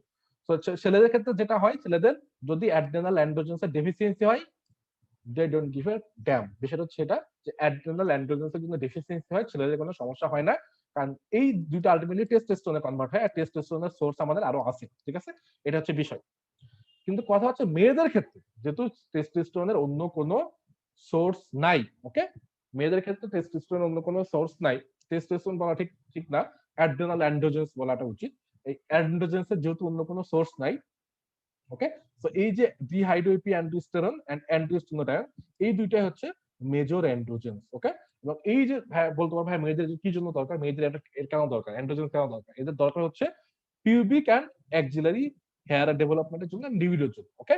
তাহলে এখন তুমি চিন্তা করো যদি কোনো ফিমেলের, মেয়ের, ছেলেদের ক্ষেত্রে তুমি চিন্তা করো, ছেলেদের ক্ষেত্রে কিন্তু তাহলে ডেফিসিয়েন্সি হলে কোনো সমস্যা হচ্ছিল না, কিন্তু ফিমেলদের ক্ষেত্রে যদি ডেফিসিয়েন্সি হয় তাহলে লিবিডো কমে যাবে, pubic and axillary hair grow করবে না, এবং সেটা সেটা হচ্ছে এক ধরনের সমস্যা। এবং যদি এক্সেসিভ হয় সেটা আরো বড় সমস্যা, সেটা হচ্ছে ফেসিয়াল হেয়ার গ্রো করবে। তোমরা দেখবা যে অনেক ফিমেলের কি ফেসিয়াল হেয়ার গ্রো করে, তার কারণ হচ্ছে অ্যান্ড্রোজেন লেভেলটা বেড়ে যায়। মানে অ্যান্ড্রোজেন লেভেল ফিমেলের বডিতে যতটুকু থাকার কথা তার চাইতে বেড়ে যখন যাচ্ছে, তখন আমরা সেটাকে অ্যান্ড্রোজেনিটাল সিনড্রোম বলি। এগুলো আমরা প্যাথোলজি তোমাদের ডিটেলস পড়াবো। তখন ফেসিয়াল গ্রোথ বাড়ে, ফেসিয়াল হেয়ার বাড়ে এবং মাস্কুলিনাইজেশন হয়, ওকে, মানে ছেলেদের মতো বডি বিল্ডিং টাইপ দেখতে হয়, ওকে। আচ্ছা, তাহলে হচ্ছে আজকে এই পর্যন্তই। আজকে এই পর্যন্ত আমরা শেষ করে দিলাম অ্যাড্রেনাল কর্টেক্সের ফিজিওলজি। আগামী দিনে আমরা প্যাথোলজি পড়াবো, অ্যাড্রেনাল কর্টেক্সের প্যাথোলজি, মানে ডিজিজ গুলা কি কি আছে এটা পড়াবো। দেন আমাদের কিন্তু প্যাথোলজি সব পড়ানো হয়ে যাচ্ছে, দেখতে পাচ্ছ তোমরা। আমাদের প্যাথোমা পড়ার কোনো প্রয়োজন নেই, আমরা ডিরেক্ট ফার্স্ট এইডে যে জিনিসগুলো বাকি থাকবে সেগুলো তোমাদেরকে পড়াবো প্যাথোলজি। এরপরে আমরা হচ্ছে নেক্সট ক্লাসে ইনসুলিন পর্যন্ত পড়াবো, কেউ মিস দিব না। আর লাস্ট ক্লাসে আমরা ক্যালসিয়াম ফসফেট এর রেগুলেশন পড়বো, অনেক মজার ক্লাস দুইটাই, one of the most high yield system আমরা পড়তেছি এন্ডোক্রাইন, ওকে, কোনো রকম ফাঁক করা যাবে না। তো আমি তোমাদেরকে যতটা এফোর্ট দিচ্ছি এন্ডোক্রাইনে, এতটা এফোর্ট দিয়ে আর বহু পসিবল না, এর চাইতে বেশি এফোর্ট দিয়ে এভরি জিনিস তোমাকে ধরাই দিচ্ছি। এখন কাজ, বাকি কাজ হচ্ছে তোমাদের পড়ানো, নিজেদের পড়া, হ্যাঁ। নেক্সট ক্লাস আমি কবে নিব বলতে পারতেছি না, আইদার 23 তারিখ অথবা 24 তারিখ তোমাদেরকে জানাই দিব। আজকে তো 21 তারিখ, হ্যাঁ, সম্ভবত 24 তারিখে নিতে পারি। তো তোমাদেরকে কালকে আমি জানিয়ে দিব যে নেক্সট ক্লাস কবে নিচ্ছি। তো আজকে এই পর্যন্তই, আল্লাহ হাফিজ, সবাই পড়াশোনা করো, হ্যাঁ, বাই।